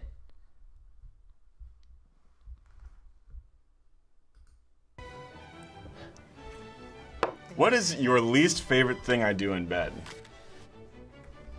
Wow. But you don't want to, like, educate him? We can talk about this later. Will you? Yeah. Will we? Yes. I don't trust me. Okay. I got you on this one, dude. Okay. That is, guys, that is so huge. Any guys right now in the comments that have quite a bit of experience with women, you know exactly what I know. You saw that. But what she did is she was the bigger man in this situation. She did him a favor here. This is where, reading between the lines, I can say on certain ones, I can watch and be like, oh, she's manipulating him, she's lying. In that, reading between the lines, she did that guy a big favor. She did that guy a huge favor. She knows that if she actually told the truth, like he's like, yeah, why won't you tell me? And the cameraman's like, well, don't you want to discuss that with him, whatever? And that guy's like, yeah, I want to know. Why don't you tell me? Because, right, in his fairy tale world, everything is perfect. In her world, she knows how many things she would point out that she's not happy with the sex. You know why? Because she's been with Yoga Chad before. The Yoga Chad that has contorted her body in all different places. She's been with Hippie Chad, who makes her experiment and takes her to all these new places in her mind. She's been with Psychologist Chad. She's been with Philosopher Chad. She's had all these experiences, so there's so many things that she could point out to him that he's not doing that all those other men did. But she's like, trust me, we'll talk about this in the private. You don't want me to put this out on YouTube because you'll have every guy in the comments call you a total Betamon simp if I really revealed what was actually going on behind the scenes and told you my real thoughts. Let's watch it one last time.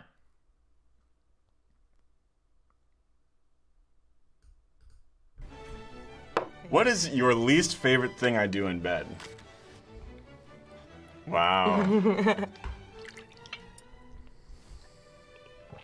But you don't want to, like, educate him? We can talk about this later. Will you? Yeah. Will we? Yes. I don't trust me. Okay. I got you. She says, trust me, you don't want me to say it on here. I got you. She actually says, trust me, dude. That's how she's referring to him, like, trust me, dude, you have no idea. She talks down to him because socially, she is so much higher value socially because of her experience.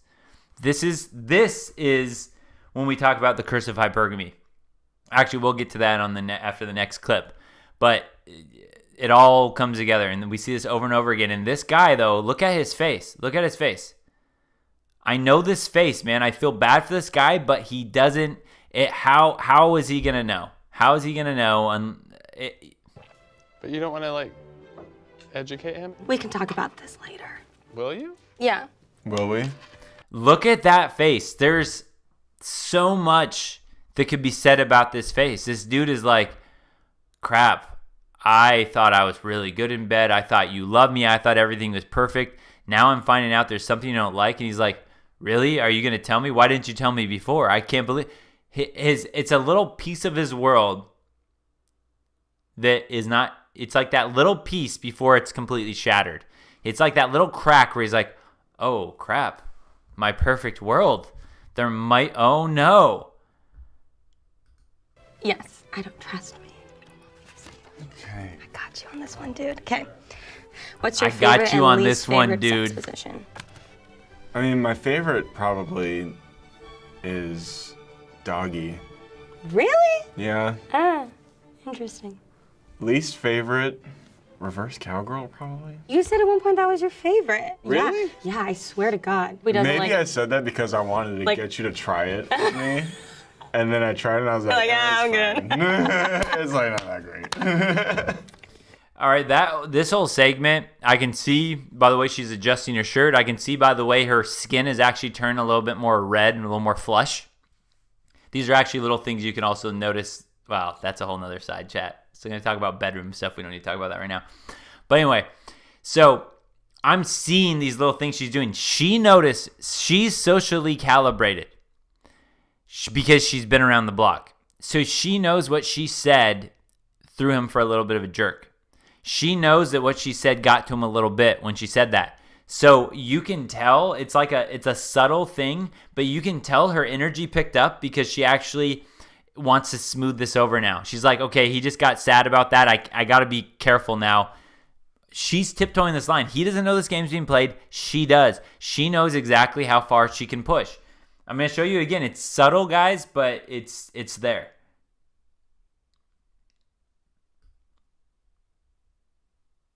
Okay, after he answered that, even look at his body language, though. It's like you're going to see that he's closed off, right? His hands are closed, and he's just going to feel a little bit more closed after that answer. He didn't like that answer, right? He's now questioning himself a little bit. Now we'll just watch his answer's a little deflated, and she picks up her energy because she realizes, ooh, he's getting a little self-conscious or whatnot. And least favorite sex position? I mean, my favorite probably is doggy. Really? Yeah. Ah, interesting. Least favorite, reverse cowgirl probably. You said at one point that was your favorite. Really? Yeah, I swear to God. Maybe I said that because I wanted to get you to try it with me. And then I tried it and I was like, I'm good. It's like not that great. Look at that. Look at that. Overly clapping and laughing. You can tell she's making up for it. She's like, okay, I got to butter him back up again. He's on to me. Oh no, I don't want him to find out about all the dudes I was with in my past.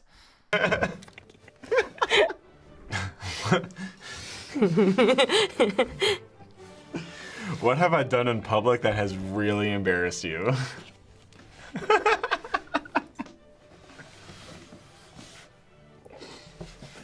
You think I'm embarrassing? No, you just kind of remind me of a dad sometimes. There it is, guys. That comment says everything. That comment says everything. You know what that comment says, guys? It says alpha seeds beta needs. She's already been around the block. Now she's looking to try to kick. That's why when we looked at this beforehand, if we thought maybe he was higher value on the look scale, again, we don't know his job, or even equal value, she's been around the block and now she's trying to lock a guy up. Watch this.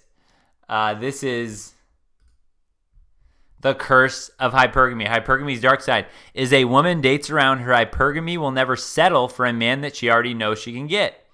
So By the time she meets a man that should be a great fit for her, she sees him as lesser and takes him for granted or ignores him. Exactly what we're seeing right now, guys. We're seeing this right now. She sees him as lesser because socially, she is running circles around him socially. She's more socially calibrated than he is because she's had a lot more experience. So that is where she's been dating around so much. She's actually going to look down upon this guy.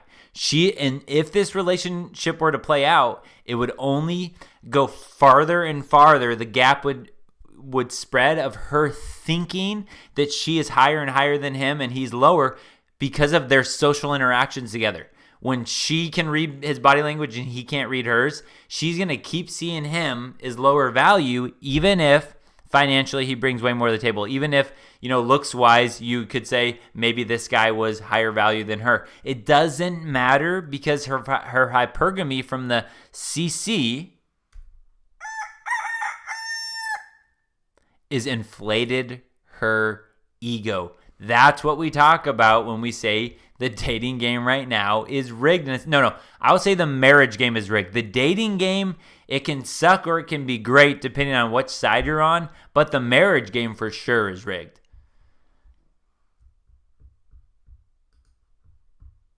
She just called him a dad, right? Think about that.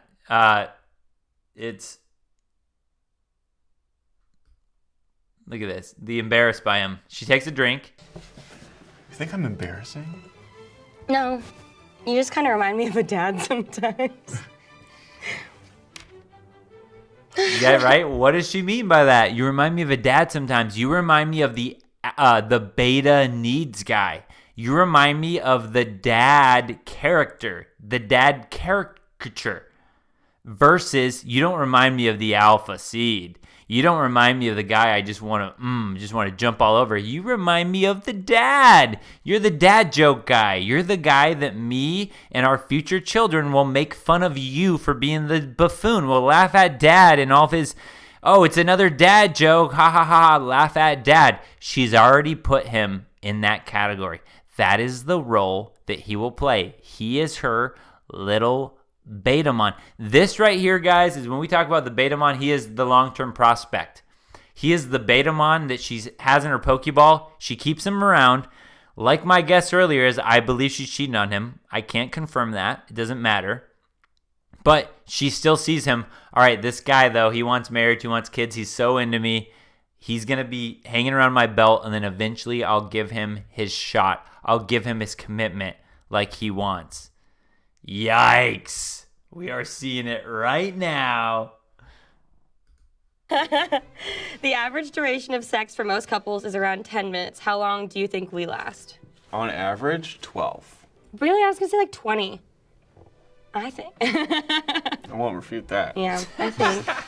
Are you happy with the sex? No, I'm just kidding. I am. Are you? Yes. Oh, man. We got to break that down. There's so much. There's so much in this. But we got to shout out the Oklahoma Bachelor. I like the name change there. Super chat. He says, women know the game. They don't want you to know. That is so true. That's exactly it, right? Girls get mad. I have girls, guys, that from my channel, right? You don't see this in my real life or in my private messages. The hate or whatnot sometimes I'll get from women. But the thing is, I get more hate from men than women because the women that try to hate on me, they know what I'm saying is true. They're just mad that I'm exposing it. They're just like, well, not all women are like, they can't actually argue against the things I'm saying because they know it's true. Because I show you guys the actual girl saying it. I show you guys my texts of a girl saying it. They know it's true, but they get mad at me for exposing the game. The guys that get mad at me and they think it's not true, those are the Betamon pussy boys. Those are actually the men. But as far as women-wise, the only hate I get are the women that are basically mad I'm exposing it because they know that what I'm actually saying they can't refute. They know it's true. And they know that if it's not true for them, most certainly it's true for 90% of their friends. Thanks, Okie MGTOW, Oklahoma Bachelor.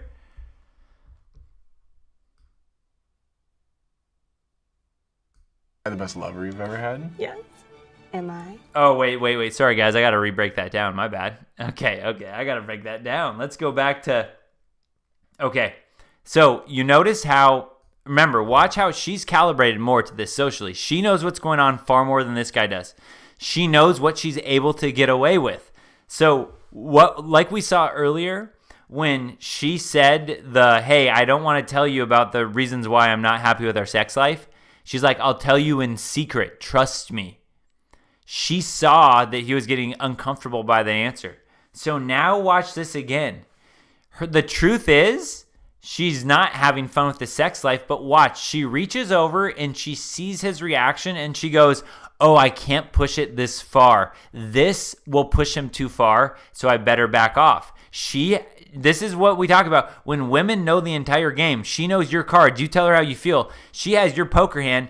Then she knows exactly what she needs to say to keep you in the game. She knows when she's about to say something to him and he's like, oh, he's about to eject. Oh, I shouldn't say that. You just watch how she does this. When she knows how you feel, she completely manipulates the game in both sides. She gives you a little bit more when she knows you need a little bit more support. Oh, he needs a little cheering up. I better give him a little now. And then she also knows what to say to manipulate you or to distract you. When she has all of the cards, then she's in complete control. When she's in complete control, there's not a chance she's actually attracted to that man. She's only attracted to what he brings. There are women that get attracted to a man for just, oh man, that guy, man, he gives me the tingles, whatever. But think about that. When she already knows where you stand, then the game's over. So she's not attracted to you. All she is at that point is attracted to what you bring to her life, how you can benefit her life. And then she just tries to throw you off track. So right here again, Are you happy with the sex? No, I'm just kidding. I am. Oh, if only it was that simple. If only Adam from Texting Prince wasn't breaking this down, maybe I would have got away with it. This reminds me of Scooby-Doo. If it wasn't for those meddling kids, I would have got away with it. It's like, this girl's like, dang it, if only Adam from Texting Prince didn't call me out, I would have got away with it. So hopefully this cow guy sees this video and he can see what's going on, so he doesn't get duped. It's right here. 10 minutes. How long do you think we last? On average, 12. Really? I was going to say like 20. I think. I won't refute that. Yeah, I think. Are you happy with the sex? Are you happy with the sex? She's going, truthfully, no, I'm not at all happy because I've had Yoga Chad blowing me out in the past. I've had 3-sums, 4-sums, 8-sums, 10-sums. So, am I happy with you sexually? No, truthfully, no. Look at this. This is a stare down. This is where she's deciding, what can I do? How much can I press? This is where I love these scenarios on the flip side. I love these scenarios where I'm on a date with a girl and I know that no matter what, all I have to do is I can do anything, and then I just watch and I read her body language. I read how she plays with her hair. I read I read everything about her body, and then I know everything about where to go next, how to back off, how to move forward, because I'm more socially calibrated than those girls. But on most cases, right, when we said that most women are going to be more socially calibrated than 80 to 90% of men, she's now in the pilot seat. She controls. So here's the stare down. And now, truthfully, I'm not happy. I don't want to answer. That means I'm not happy with our sex life. So I'm taking the bottle to take a shot so you don't have to hear me say it. He bows his head down in submission. Oh no, I failed again. He's already like sweating. He's not having fun anymore. It was all fun and games and now it's not. No, I'm just kidding. Then she goes, oh, right? Remember, you guys, she's the quarterback. She sees the defense and then she reacts. She calls an audible because she's more socially calibrated than he is. So then she pulls back. Oh, I'm just kidding. Ha ha ha. Just kidding. You're the greatest. You're wonderful. You're my beta mon. You're my king. She's like, All right, I got to give him a little something here or else I might lose my beta mom provider. I am. Awkward laugh, and then she lies. Are you? Yes. Am I the best lover you've ever had? Yes. Am I the best for you? Besides me. Mm-hmm. Who is your best? So you see him, he's kind of onto it. You can tell. He, again, subconsciously, he knows the truth, but he doesn't understand any of these other games consciously. Subconsciously, you can feel it. He knows the truth, and now he's asking the questions. He's kind of like, oh, was I your best lover? Well, this, well, without me, who would it be? You can tell he knows deep down inside. Honestly, nobody. I've legitimately never, like, you know? What? I've never finished with anyone else. So then the other ones, like, don't matter, you know? Props to me. It's 50-50 thing here.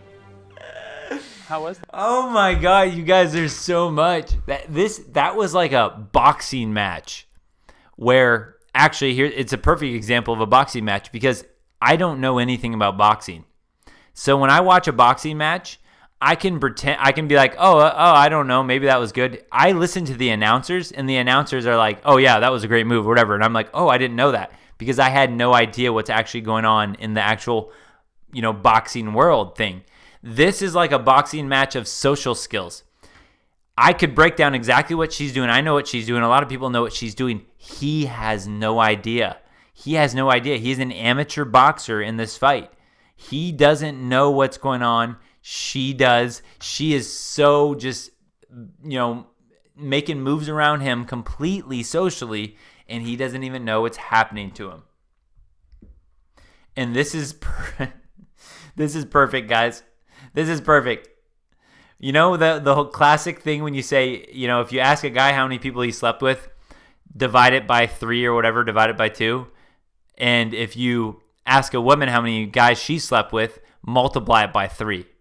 Whatever the thing is, you guys know what I'm saying. Guys usually lie and say they've had sex with more women than they actually have. Women lie and say, well, they give you a lower number than in actuality. Exactly why right here. Watch how she justifies it, right? If I've never orgasmed, if I've never finished, it doesn't even count as sex. That's how she's going to put it in her mind. Lover you've ever had? Yes. Am I the best for you? Besides me. Mm-hmm. Who is your best? Honestly, nobody. I've legitimately never, like, you know? What? I've never finished with anyone else. So then the other ones, like, don't matter, you know? Props to me. 50-50 thing here. He's like, right? She's just lying to him about this. Oh, you're the greatest ever. And we all can sit here and watch her lies. And she's just like fumbling around this like, oh, well, yeah, I mean, no, you're my best because blah, blah, blah. Just sitting here lying. And this guy's just sitting here going, that's right. He gives himself knucks. Props to me. I'm her best. That's right. Right? He has no idea. He has no idea the future that's coming to him. We all do. Sad, but true. Sad, but true. So that one right there was, wait a second. Do we have anything at the very end here? Let me see how it ends. What's that experience for you guys? This is a good party game. Super fun. Would you buy it? Absolutely. Yeah. You guys don't need to buy it. We're giving it to you. Oh my God. No. Thank you. Oh my God. Oh, okay, yeah, no, that was it. That's it. That's all it is. Oh boy. Okay. So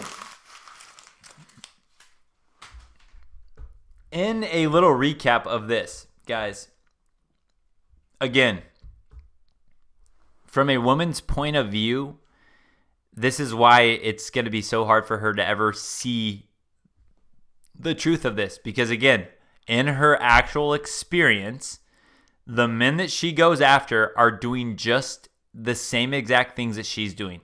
They're playing just as many manipulation games as she is. They're sleeping around with a bunch of other people just like she is. They don't want commitment, so why should she actually be loyal and give you commitment, right? In her world, that is true. So that is why women are going to have a really hard time ever seeing this or understanding this. That's why we say until society and culture changes, good luck, because even if she's not like that now, she could change to see this. So in her reality, that's actually true. But the thing that she doesn't understand is that, right, that is true for 10 to 20% of the men out there. 10 to 20% of the men, no game, the Chad and Tyrones, they get unlimited women so they can say whatever they want. They can try with low effort. They don't have to commit. They can use plausible deniability. They can do all of these things. They can try out all of the sex positions with her. Those are all the guys that she wants. So she sees all guys like that, 10 to 20%. 80 to 90% of all women are exactly like that, playing that exact same game. They're trying all the sex positions out with those 10 to 20% of men. They're cheating because they're seeing these guys that they actually want are cheating on them. So they're cheating on maybe the 80 to 90% of guys that aren't in this. But again, right, in her reality, in her mind, men are just like this. Men are pigs. So that is why they don't feel bad or feel, remorse for using these exact same games on you. That is why this is at such a crazy standstill. It's not just as simple as like, well, if women would stop sleeping, it's like in their mind, the game is again, all men are bad. They just don't understand. They don't understand that the guy that at 30 or 35 that they're actually going to settle down with, the beta man, the guy Cal here, they don't understand that this Cal guy, his whole life has not been sleeping around, lying to women, cheating on women. His whole life has been doing whatever he's doing and just thinking women are wonderful and they're unicorns, they're these magical creatures, whatnot. But her mind, Remy here, she's experienced the guys that are just hit it and quit it. So whatever she's doing, if she's cheating on this guy, right? Again, look how easy it is for her to self-justify. Well, all guys do it. I cheat or be cheated on. That's another like lesson that Call Her Daddy, Alex Cooper, preaches. Cheat or be cheated on. We'll do a breakdown on a video like that sometimes, eventually in the future. But again, that is just the reality. So that's why it's so interesting here. Now let's look at a couple of, no, that's right. Here's the comments on this video. The comments are turned off. There were no comments on this video. I so wanted to get a feel for if other people were seeing kind of the breakdown that we had, but the comments were all turned off on that video. Oh, Mark Lane says she's already fat and dresses to hide it. Hey, Mark Lane, haven't you heard of the body positive movement that queen goddesses come in all shapes and sizes? You should be happy to worship your queen goddess, whether she's 120 pounds or 320 pounds. It's just more queen goddess to love. If she's a big girl, dumb, Mark. Oh man, this is how I feel when I watch these videos. Come on, man. Come on, man. Come on, man. That's exactly how I feel. All right, so all right, there we go. That was the part. By the way, you guys like this little haunted pumpkin I made on this thing? You guys like that little? I made that pumpkin out of some bubble shapes. You guys impressed a little bit? A little bit? All right, let me play the haunted theme one last time, and then we're going to transition to the second part of this. Here's the haunted theme.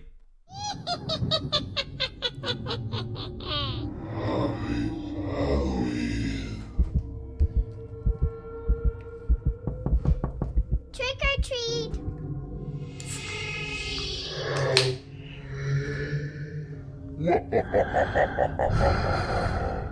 Her past will haunt your future.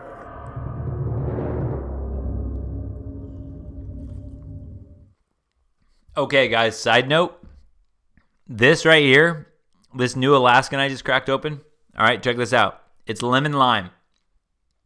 Granted, I have not had a 7-Up or a Sprite in a while, maybe a couple of years. This, to me, tastes exactly like... Actually, you know what? I think it even tastes a little less sugary than a Sprite. But basically the same flavor. 4.5% alcohol, so it's going to get you a little bit wild. I'd take this over a Sprite all day, man. I'm down. That's pretty good. Okay, guys. So here we go. The second part of this, we're going to stick with the haunted theme. Because what we're going to do, guys, is we're going to break down... I think it's up here. We're going to break down Hocus Pocus. But I'm going to connect it with the A word that people were talking about earlier. That, again, if I say it, I don't know, maybe this whole stream will be taken down. I've talked about it before in the past. So we'll break down that, but we'll break down kind of what's going on in the world. Things right now, emails that have been released, you're going to see more about why I'm going to connect this. This is just not just some Halloween special Hocus Pocus, but I'm going to break down the symbolism in this. I'm going to break down how this kind of relates to what's going on right now. And but I'm going to do that in, let me set a cut. I'm going to give myself 5 minutes because I need to refill my beers. And then I have just a few more pictures I want to add to this. But I got a little breakdown for you guys for this one. So here we go. Let's add this. Boom. So I'll be back. You guys get a little 5-minute break. I'll be back to start this presentation in 4 minutes and 50 seconds. And then we'll get rolling. I got to get some more beer and stuff. And I'll be back. So go bathroom break, get some food, get some popcorn, whatever you need. And we'll be back.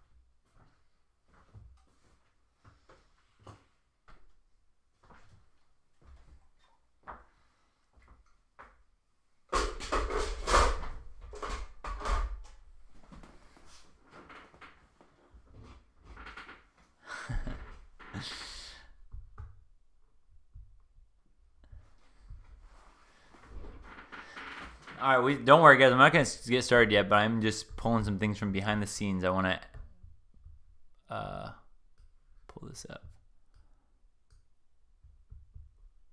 Okay.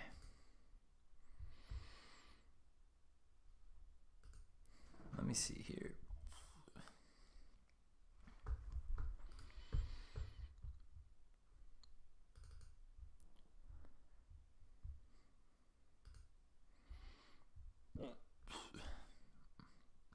Wait, how much time do I have? I gotta pee now.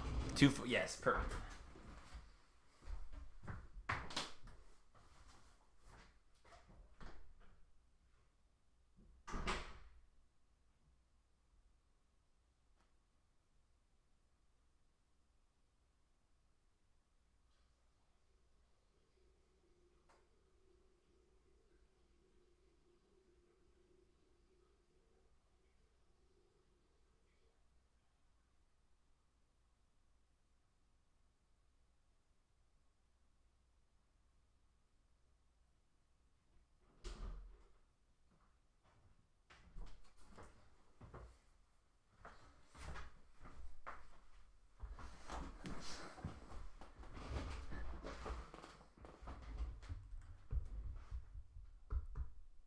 Okay, good. I got 2 minutes.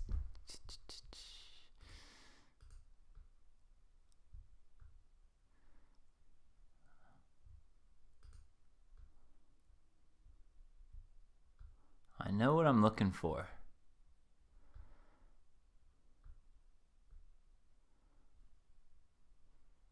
Not that.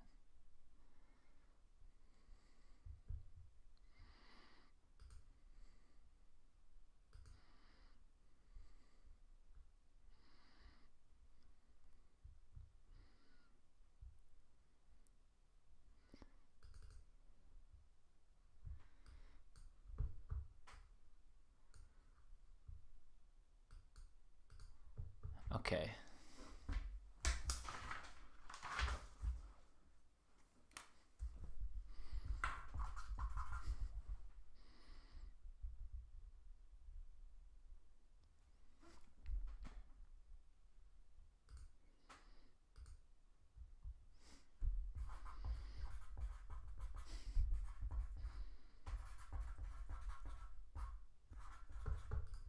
$30 seconds? Okay, come on.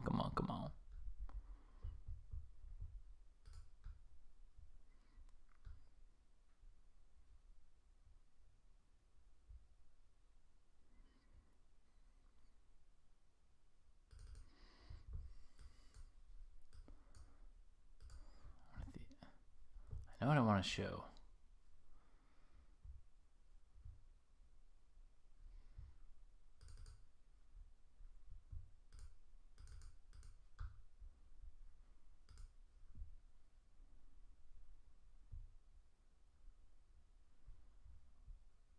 Ooh, yeah, okay, I'll show that.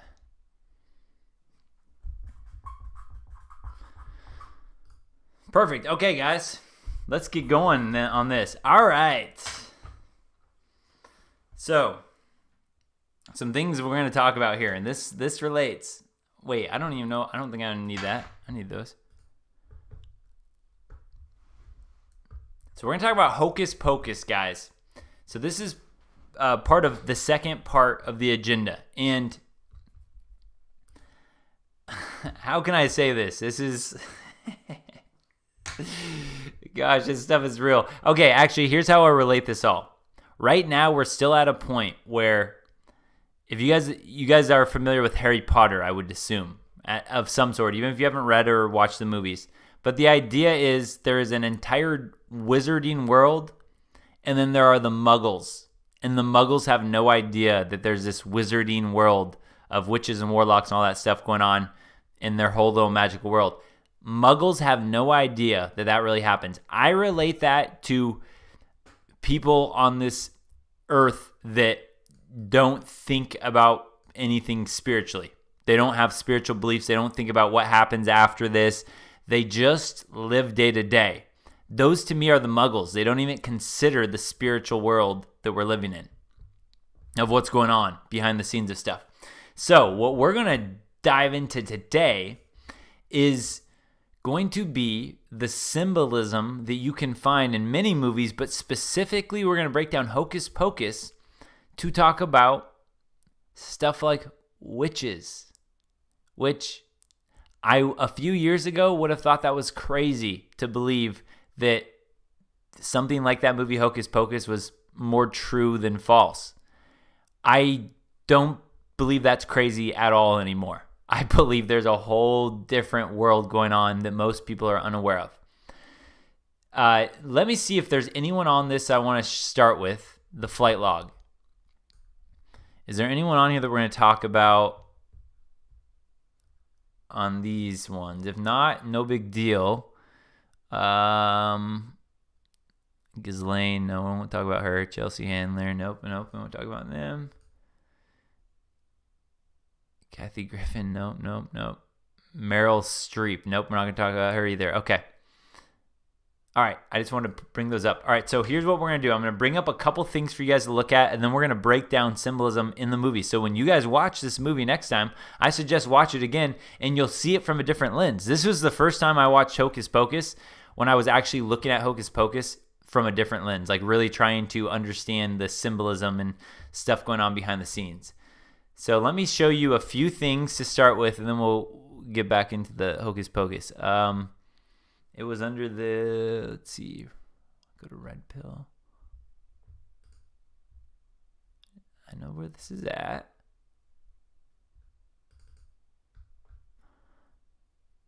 Okay, so one thing I want you guys to look at, I've showed you guys this before, is one-eyed symbolism. Why do you see this over and over again? This is one of the things you'll notice all the time with celebrities, big musicians. It's another thing that they'll show you guys in the, yep, I saw that rickshaw. I know exactly what you're talking about. I've seen that many times, that actual clip. Okay, so you're going to see this right, from a lot of people. The eye. Eye of Providence, Eye of Horus. What is it? What is the eye that they're all referencing? We're going to talk about that a little bit in this movie. So remember, one-eyed symbolism. I'm showing you that now, so it makes sense when I show it to you guys in the actual movie. Another thing I want to show you guys is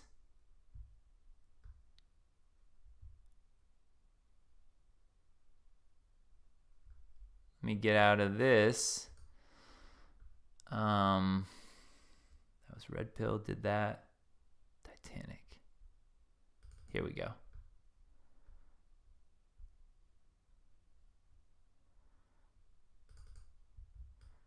Okay, so this one I've showed you before. You'll see this is another symbolism they use a lot of before about like don't tell, it's secret societies. Shh, don't spill the secrets of going on. Which, by the way, guys, things are getting revealed right now that have never been revealed before. When I talked about Bunter Hyden's emails, depending on what you've seen, there's way worse than what you've seen. So there's some more symbolism, the celebrities showing that type of stuff.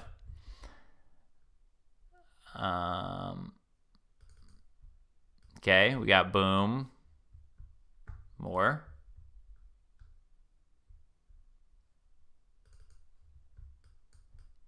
Boom. Blah, blah, blah. Don't talk, right? It's secretive. Never spill the secrets, or your reputation will be killed off, and maybe you. So we have symbolism for that. There's also the symbolism I show you guys all the time. And they have these, think about your iPhone, the emojis they want you to use most, right? They want you to do the OK sign, 666. Okay, that's one of them that you'll see. That's one that they want you to use, so it's up there in your emojis. They want you to use the devil horns. I tell you guys all this time, think about how many colleges have made this like their logo for their football games. Symbols run the world, guys. Things like this, they give power. They give energy. It's really hard to all explain all at once, I guess would say, but think about this. It's like if you're in a dream state and you see these same symbols over and over again, it keeps you in that dream state. It keeps you in that matrix. So you'll start to see all these symbolism all over the place, and it's like hypnosis. Just like if you were to be hypnotized and they might give you a trigger word for you to snap out of it, and they might give you a trigger word that when they say that, something's amplified. That is how they know how to work this stuff. They know about the brain. They know about hypnosis. They know about MK Ultra. All these things have been studied for a long, long time. So again, I wanted to show you that just so you're aware that there's symbolism being shown all the time with celebrities. There's so many more things we can talk about that, but let's just go straight into Hocus Pocus now. Boom, Hocus Pocus here. So we have Bette Midler, Sarah Jessica Parker, and Kathy Najimy or whatever. Let's see, this innocent movie from 1993. Let's take you through some of it. To start in this movie, and I'm not going to give away the whole movie or explain the whole movie. You can see it or don't if you haven't. But the idea here is to start this movie, it shows this boy named Thackeray, Thackeray. He's looking for his little sister who was taken, who was stolen. Again, I'm going to connect this to stuff that's really going on in the world. And they do this in movies all the time to keep us in a trance. So this guy here, Thackeray, here's a little fun fact for you guys. Side note, just for you guys at your local pub trivia. Apparently, Leonardo DiCaprio was supposed to play this role of Thackeray in 1993 when this movie was created, but he decided to go with What's Eating Gilbert Grape instead. So he starred in that movie, so he was no longer going to be this guy, this Thackeray guy. So anyway, this kid is looking for his little sister, who he can't find.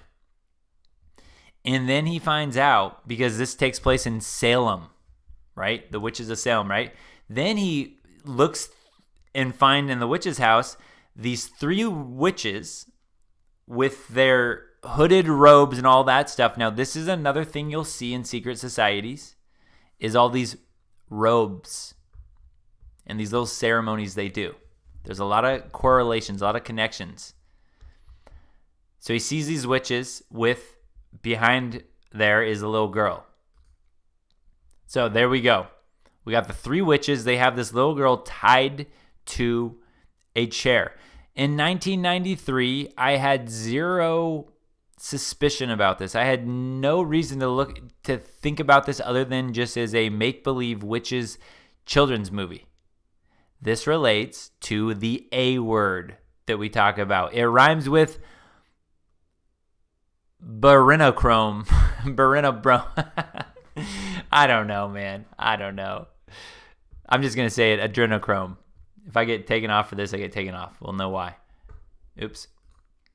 Okay, now, here's where we talk about some of the symbolism.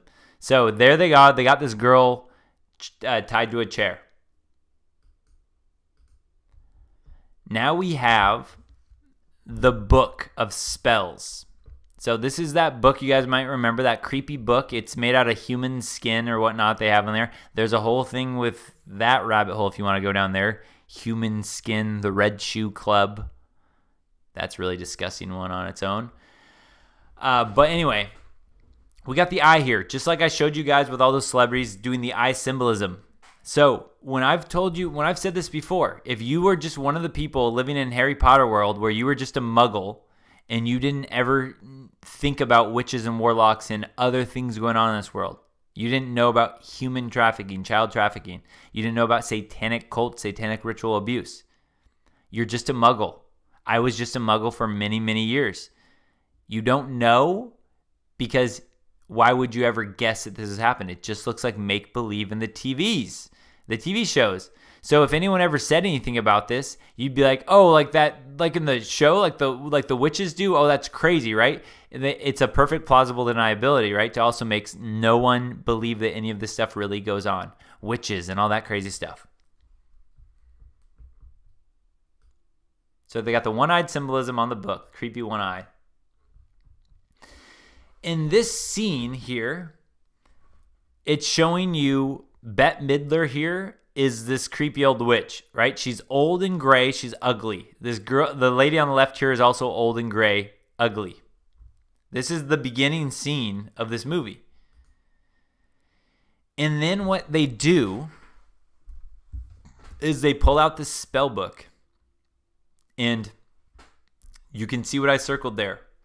The spell for life potion. This is also the spell. This is also known as the Holy Grail, the fountain of youth. All these different metaphors are for the same type of idea, the same thing.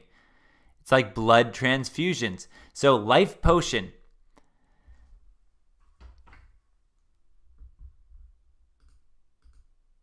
Now, here's another picture of before they drink this life potion that she's brewing up. There's Sarah Jessica Parker is an old hag, disgusting old gray-haired witch. And then again, her big sister, also old and disgusting. Now I wanted to show you guys some finger symbolism. There it is right there. You're going to see this all over again. She does this a lot in this movie. She's especially in this scene as she's talking about the chants and the spell or whatever. She's got her hands up in the little devil horns.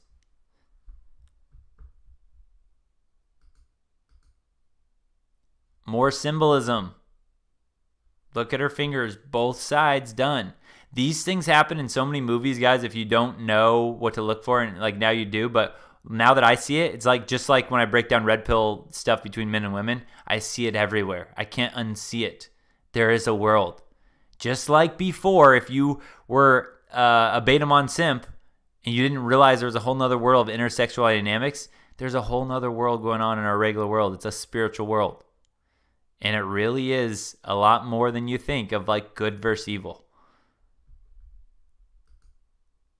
Now, what they pointed out in this, why I put this up, is this is the original girl that Thackeray guy, his little sister, that he's going to rescue. And the symbolism even in this is that they have her in the white gown, the white little bonnet, white meaning purity, innocent. Just like if you think of the wedding gown, the wedding dress. part of the things with adrenochrome, and they do this is, again, they do a special ritual over it. They terrorize a child, and then they extract the blood. Is it's pumped with adrenaline of that fight or flight mechanism after torturing the child. And the younger it is, the more innocent, the more pure the blood is, the sweeter the high and the better the effects. So the symbolism here is, right, completely innocent, white dress, white bonnet. They think of all these things when they create the clothing for all these different movies, right? You got to understand, these aren't in here just by mishap. They literally plan out every scene, every costume, everything they're going to wear. All of these things they put in there are for a reason. This is signifying her purity, her innocence.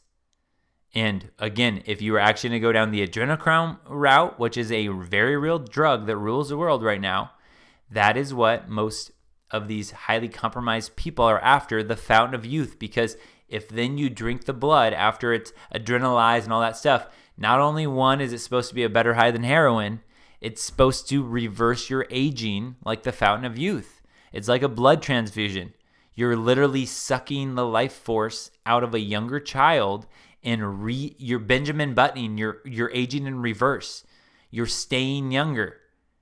A lot of times when you see celebrities, everyone's like, well, they got the best plastic surgery. They got the best nutrition. Yeah, they do. But as we all know, God has created a wall, a natural wall. And these celebrities are putting that wall off even more so than a little plastic surgery should be able to cover up. They have a different secret, a lot of these people. Not all of them, a lot of these people, about how they stay so young and vibrant looking. Now, we got another scene right after that, right? These are just 3 different scenes you're seeing already of her doing the devil horns again. Symbolism of her hands. Yeah, Nicholas, you're right. They do a lot of stuff around Halloween. It's a huge satanic holiday for them. A lot of evil stuff. When you talk about, like I said, the Muggle world versus the Wizarding world, they don't think Halloween has significance with all the spirits going around and all that stuff. It's a whole nother world, guys. All right, here's another one. Now they're creating this potion. So, right, in the movie, they make you believe that, right, this potion is basically the adrenochrome in a symbolism standpoint. But in this, they're creating from their spell book to create life force. They're whipping up this potion in their cauldron. Notice her fingers again as she's doing all of this hexing and mixing the potions. And they're creating this potion that what she does is she's going to then force feed it to the young girl. And then when she drinks this potion, then she's susceptible to get her like life force sucked out of her. As far as that goes, this would be my own stretch of the imagination of you have to give some type of allowing to allow this to happen, of what I've heard. Now, you can be tricked in a lot of senses to give up your body, and then something like, I'm talking about like a very spiritual sense now. Like when she's feeding this girl this drink and she drinks it, now she's susceptible. Now she's able to get her life force sucked out. It's like, and again, I don't know what it is that opens you up to being allowed to get your life force sucked out, for a better word. I don't know if it's as simple as like a blood sacrifice you do. I don't know if it's if you're not baptized or whatnot, you are susceptible. I don't know if it's sodomy. If you get sodomy happening to you, if you get forced sodomy, that basically removes the barrier and now you're susceptible. I don't know. There's something more to all this about what allows you to be susceptible to. I know it sounds crazy, guys, in a sense of like your soul being sucked out of you or selling your soul in a sense. But there's something more to that. I can't quite figure it out yet. But anyway, they symbolize this as like they put the water, they give it to this little girl. And then, right, so they make her drink it. And then this is them. Look how evil they're looking in this movie. It's real life. they're doing a good job acting. But this is what they'll do, right? They're looking at this. This is, we have to understand, to me, there's nothing that needs to be protected more on this earth than innocent young children or innocent young animals. That's me. That I would hope is most normal people. But again, you got to understand that these people live in such a different world, such a different religion, that they almost look at us as if you might look at, if you're like a meat eater and you look at it like, well, I don't care. I'm just killing this animal. Their life doesn't matter. I should have a higher importance. So who cares what you do to them? They look at us, goyim, normal human beings, in that same sick sense. So when they look at a child like this, where you might go, well, there's no way this could ever happen. You got to understand, they look at a child that is not born into these bloodlines. You worship the same things as them. They look at that child is how you might look at a bug or a spider crawling through your house.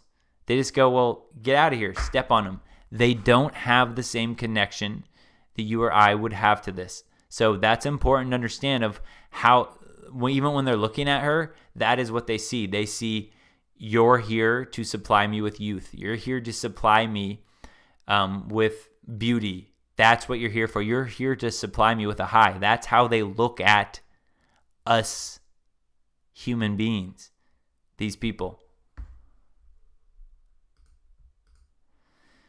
Then Brother Thackeray says, no, stop that. You're not going to suck the life force out of my sister. He pops out and she like zaps him, but look at her fingers even in this, right? I put it on there for a reason. She did the same thing with her fingers. Got to understand, symbols, this means something to them. Even if you don't believe it, if you're doing it, you're buying into their agenda.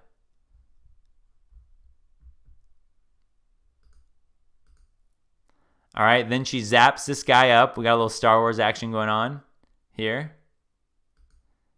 And then, now that he's out of the way, this is what they do then, right? So they force-fed it to the girl. And then look, this is them sucking the life force. And they even say it in here. Here's a direct quote from Bette Midler, the ugly red-haired witch in this. "One drink of this and her life will be mine." That's when she was drinking the potion. She was conjuring this up. And then she says, "The potion works. Sisters, thy life force, prepare yourself. Take thy hands, we shall share her." So then they get together, they take their hands, and then they start sucking in her life force. Now, this is a children's movie. It's a make-believe spoof. But in reality, they would have a whole ceremony for this. These disgusting people, they'd be robed up. They would have this little girl on an altar, and they would literally take turns doing horrendous things to this girl, torturing, sexual things, all that stuff with this, right? That's to get the adrenaline. And then when they get that stuff you guys can't even imagine, stuff I can't imagine, when they get this little child at such a peak, moment for them, then they would literally open her up and start drinking the blood right there, just like they're doing here. They'd sit around and they just gobble it up like lions going after a dead hyena. And they're just sitting there just sucking it out, trying to get this blood fresh, straight in that state, get the best high, get those rejuvenation benefits. Guys, this stuff has been going on for years and years behind closed doors, and we didn't know it. This right here shows after they're sucking up life force. They do this a couple times. They like take in this big inhale, and then their eyes like, woo. It's like you can feel it. They're getting the high. They're going, and they're taking it all in, and then they get this like high, and they're going, ooh, like that. And like you can see Bette Midler's eyes in here. And she's like, it's like the high they get from taking the adrenochrome. If you've seen Fear and Loathing in Las Vegas, there's a whole scene in there about adrenochrome and how he reacts to that. That is what they're doing right here. But yet, this is 1993, a children's movie, so no one actually knows what they're actually talking about. Then after they suck in this life force, ugly old Sarah Jessica Parker turns into smoking hot witch Sarah Jessica Parker here. She went from ugly old wrinkled to like this blonde bombshell. And in fact, here's what she says, a direct quote.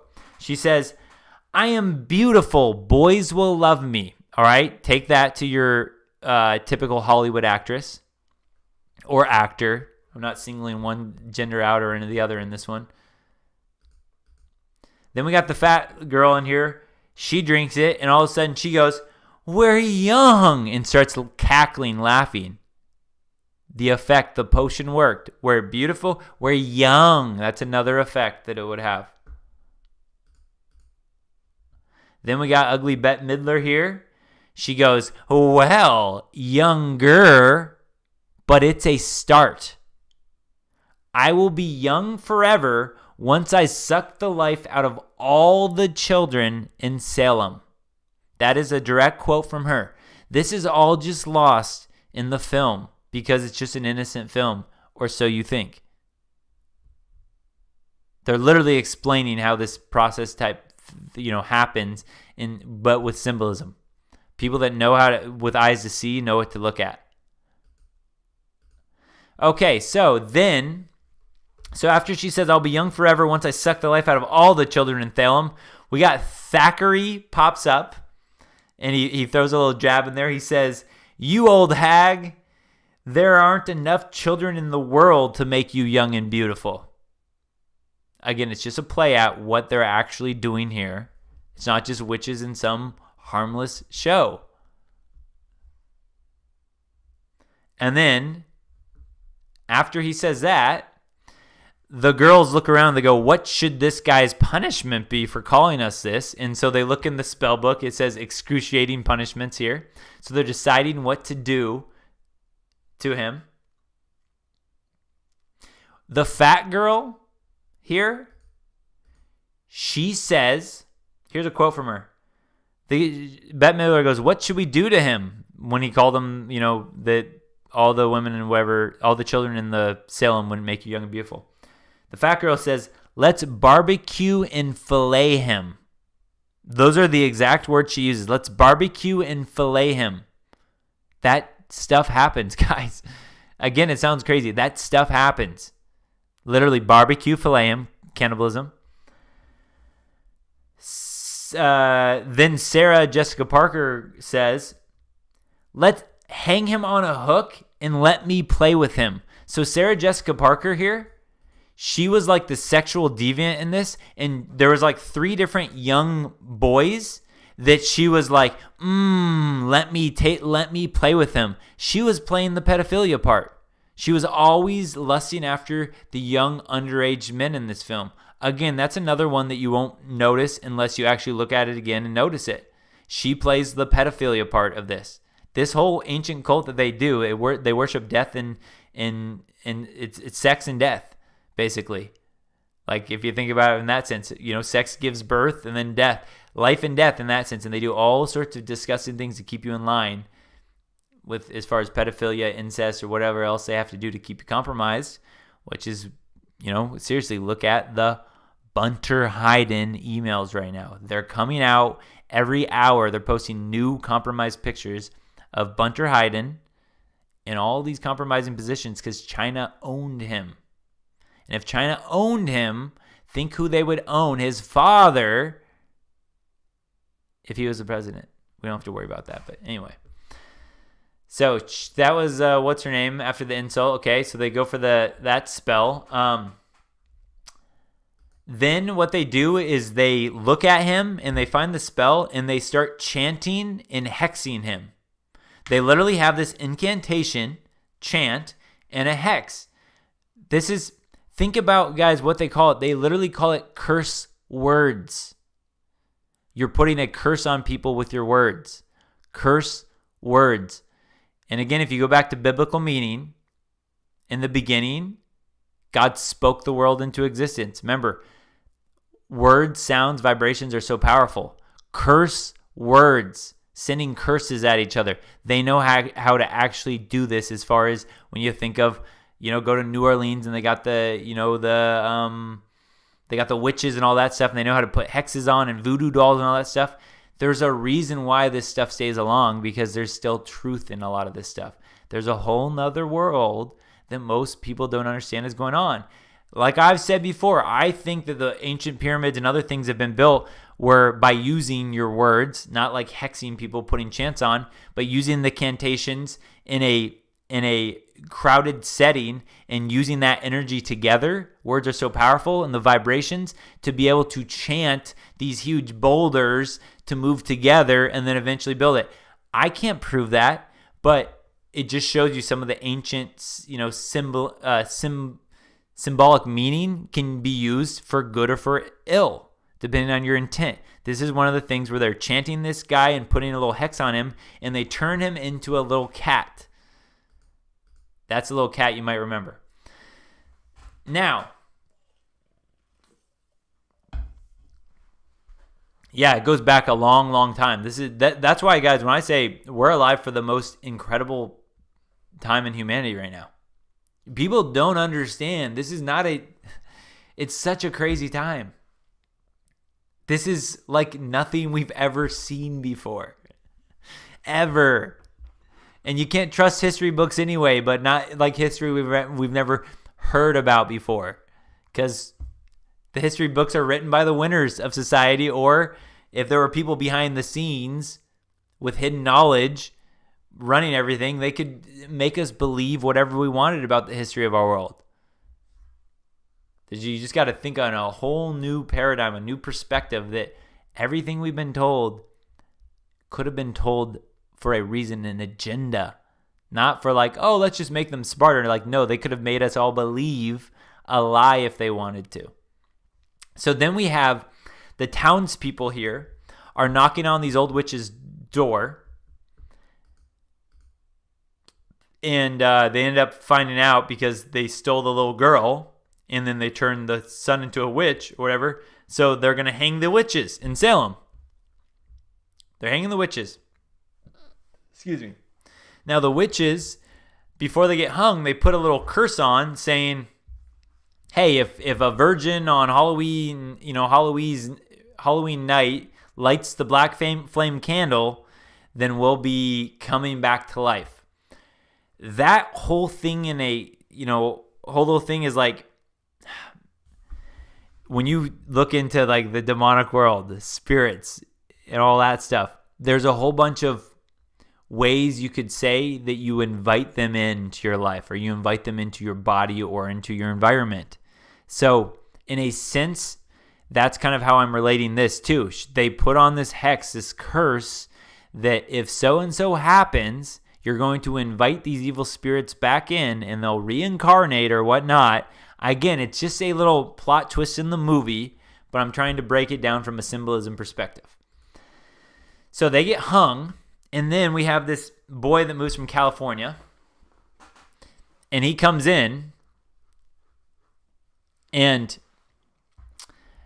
he's like trying to be a bad boy. He's trying to impress this girl that he likes. He's like, oh, hey, so this is the candle, and he reads from the little podium there that says, it says, if there's a full moon rising, evil spirits will raise from the dead if lit on a Halloween night by a virgin. So that's what he's like reading from this little podium here. And there's the candle. So then he lights it. He goes, hey, what could be wrong? And he invites the demons in. He invites the spirit world in. And then the witches come back. After 300 years, they come on back. And then they take his little sister there, Danny. And Danny's like trying to play along. She's like, hey, I'm getting kind of hungry though. I gotta go eat. And then the witcher's like, we have to eat too. If they're looking at her and they're about to bring her to the cauldron. Another symbolism for cannibalism. And then adrenochrome. All right, now this little thing in here. Now, again, I'm telling you guys this too because there's a lot in these movies. This is all hidden. And so even something like this sticks out to me. you got this little girl dressed up as an angel, and she says, "God bless you," to the witches, and they freak out and get all scared. Which, again, there's power. There's a different side, right? If you believe in these sides, you believe in the evil side. You also, the fun part is realizing there's another side to that. If you believe that, you guys believe whatever you want. I'm a believer for sure. But anyway, just little things like that, they're showing you the power that a little girl saying, "God bless you," has. It scares the witches. There's a whole nother topic I could get into on that whole thing in itself. But then you see these witches, they see this guy with the devil horns. He's, playing off as he's Satan, right? He's just handing out candy. The witches are coming back from 300 years, so they're looking at him and going, "Oh, this is Satan, our father." And they call him master. They call Satan master throughout the movie, and they bow down to him there. They worship him.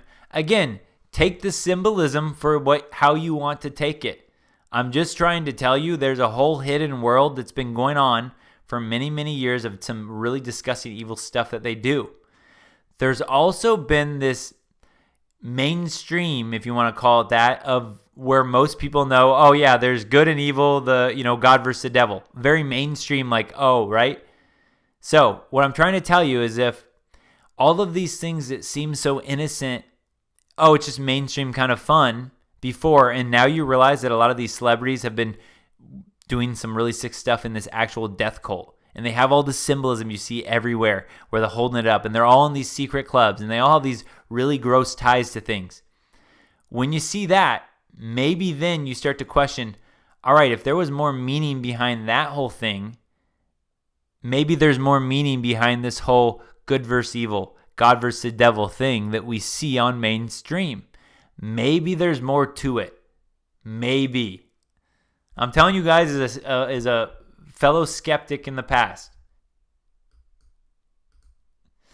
So then we have, we skip ahead a little bit, right? So these girls are out, and so the boy tries to tell his parents about what's happening, that they just unleashed the curse of the witches, the Sanderson sisters from 300 years ago, and they're here, oh no, and he tries to warn the parents, and then what happens is, right here, Bette Midler at this big Halloween party that he tries to warn all the parents about, she starts singing.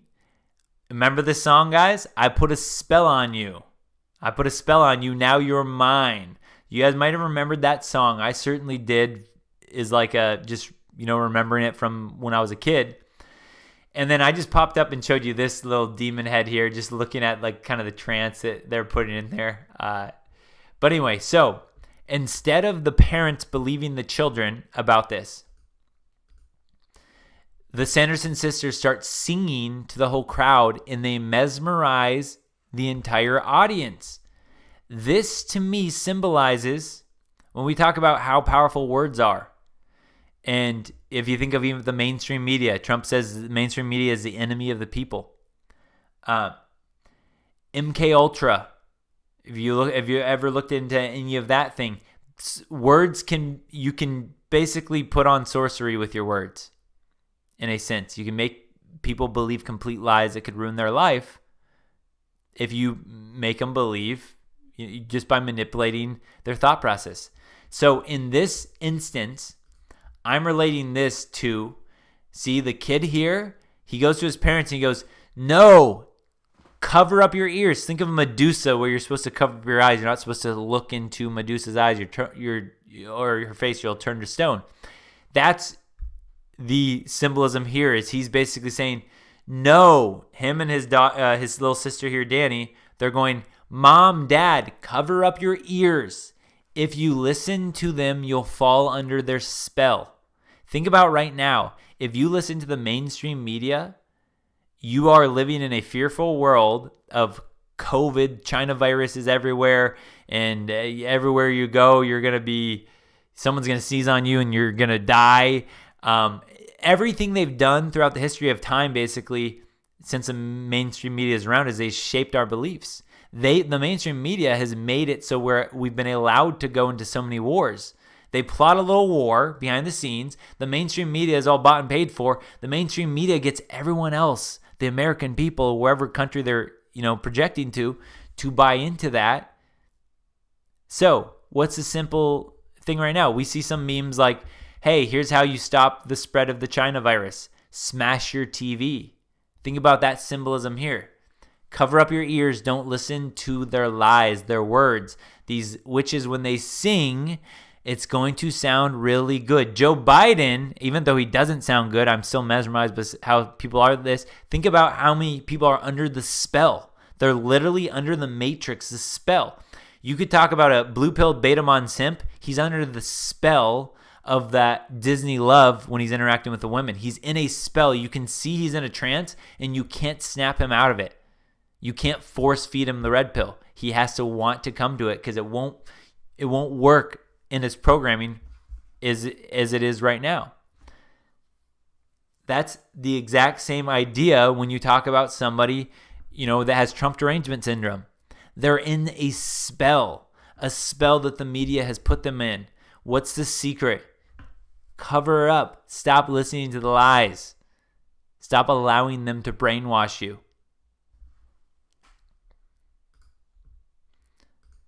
Boom. Now we have, Bette Midler back up on stage. She's got all of the parents now in a trance. All of them are listening, dancing, having fun. They're going, oh, this is such great entertainment. This is wonderful. They're just in the spell. Society's spell.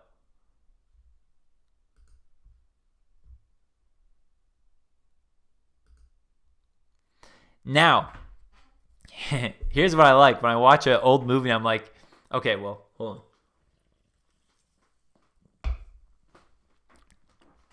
Okay, now, in this part in the movie, this guy and the girl here, what they want to do is they want to figure out how to turn the cat, that black cat, back into Thackeray because he got transformed by the witches.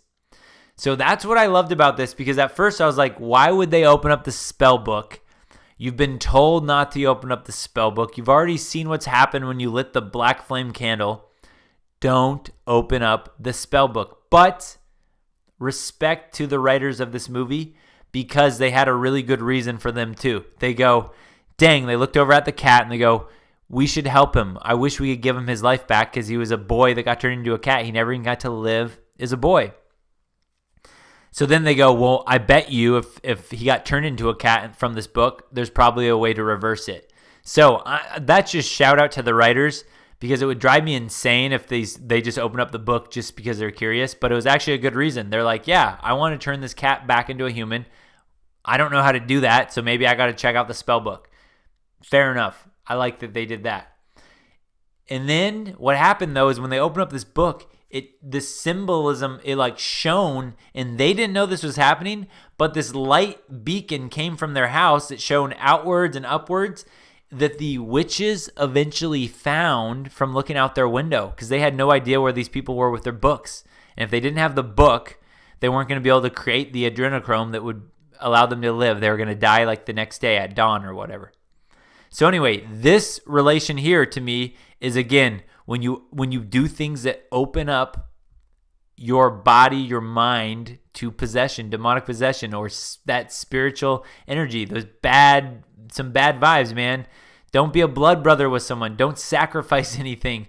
I've heard, like, don't mess with Ouija boards. I know some people have played with you, but, like, honestly, when you start to understand there's more than, when you actually, I'm not going to say you start to understand, because there is a fine line between whether you believe everything I'm talking about right now is complete garbage hogwash, or if you're like, yeah, there's something here.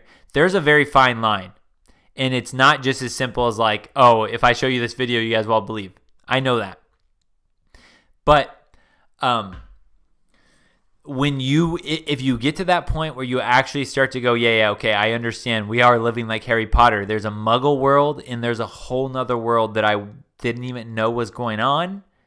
When you get to that conclusion and you start to buy into that and believe that, then you start to understand, yeah, Ouija board, I'm not going to mess with that type of thing. That's going to invite some spirits in me that I don't want. So that was my relation of here. When they open up the book, they open up this disgusting, satanic, gross book made out of human skin with spells and curses in it, and that invites the witches into them.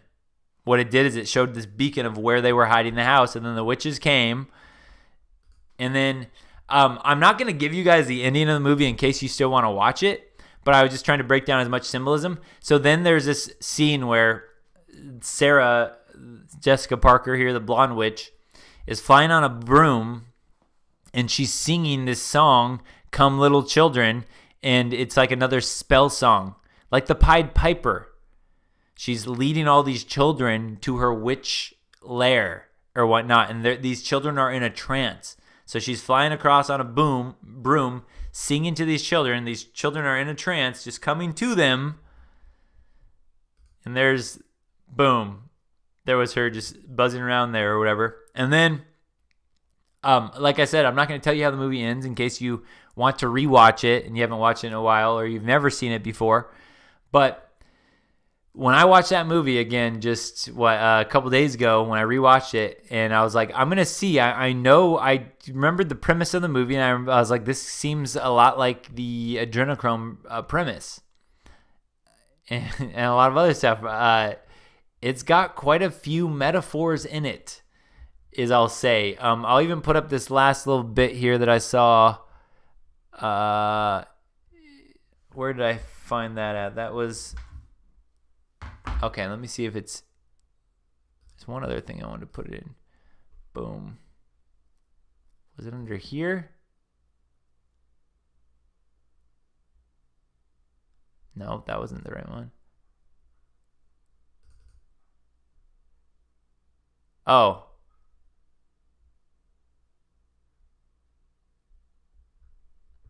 Nope. I know. I got one more. I want to show you this last little picture. Was that Miss Ghislaine? I saw it just a second ago. I just wrote down the wrong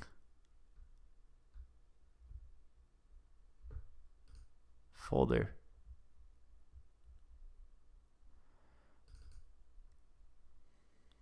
MAGA. Oh, yeah. It might be in this one.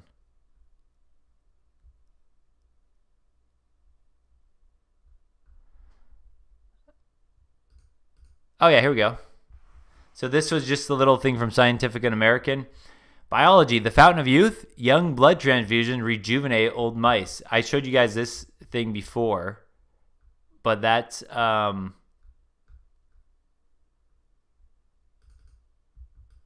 young blood may hold key to reversing aging from the New York Times. 2 teams of scientists published studies on Sunday showing that blood from young mice reverses aging in old mice, rejuvenating their... Yeah, they've known all this stuff for a long time. They just don't want to tell you it happens in humans because then people are going to go, oh, why have they never done that? And then they're going to start asking questions, and then people will be like, no, they have done that. The vampire molecule. Scientists discover why young blood helps reverse aging. So all different little things you can see on that. Anyway, guys... So anyway, that's what we live in. We live in a crazy world, a lot more here than we're ever told. I believe it's a spiritual world. We're definitely having we're physical beings having a spiritual journey, in my opinion. And what's going on right now, what's being revealed right now, I actually dropped a couple $100 on a betting website betting that Joe Biden would be pulled from the race before the election because I got like 7-1 odds on that one. I just threw some down on that one because after the Bunter Hayden emails came out, it's like there's no way they're going to be able to hide from this. If you haven't heard about it right now, mainstream media is doing such a crazy cover-up job. If you go to Twitter, actually, let me see. I'm going to see if this is something you can still do right now. You could do it earlier today. If you guys have Twitter, it's something fun to try right now. I'm gonna double check on here for you guys to make sure it still works. And then if it does, okay, so Biden crime. Okay, let's see if that works.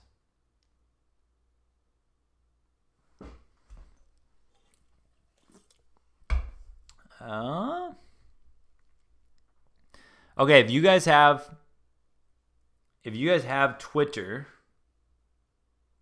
Yeah, I don't know when they'll announce it. There's so much to go on with what's going on right now with the actual election. So there's a chance I definitely don't win that bet. When all these emails came out, I was like, there's a good chance it's going to happen before. And I was like, 7-1 odds I'm going to do it. I put more money definitely on just Trump winning because there's just no way in my mind that it won't happen. If it does, we're screwed.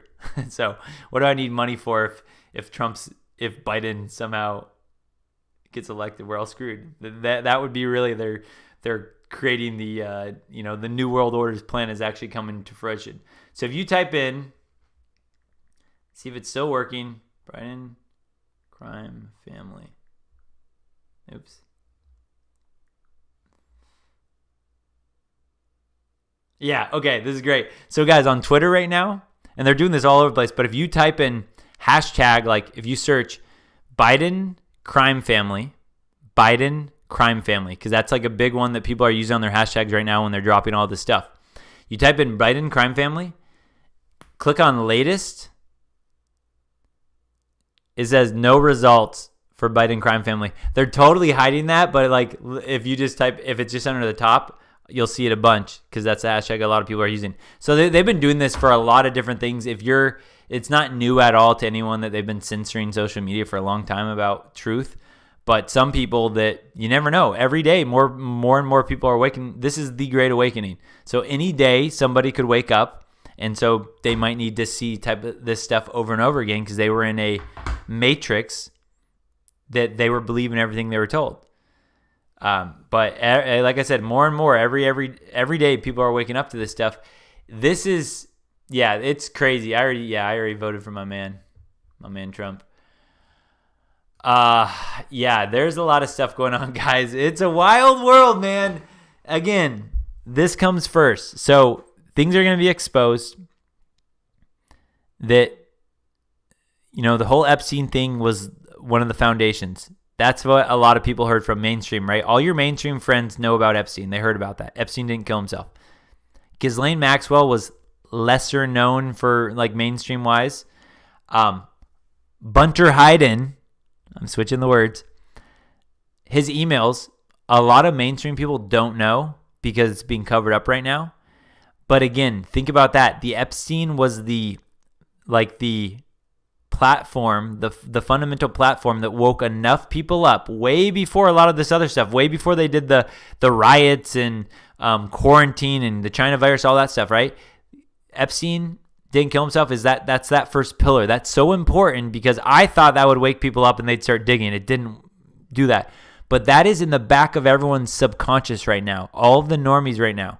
So as these emails get exposed and they start to see how this trickles down, and then they're like, holy cow, he was doing what with his family? He was doing what with minors? And then they start to understand, wow, China had all of this on him. How do they get this? That opens up the Epstein. Epstein was the guy that got dirt on everybody and got them all compromised so that they would play by his agenda.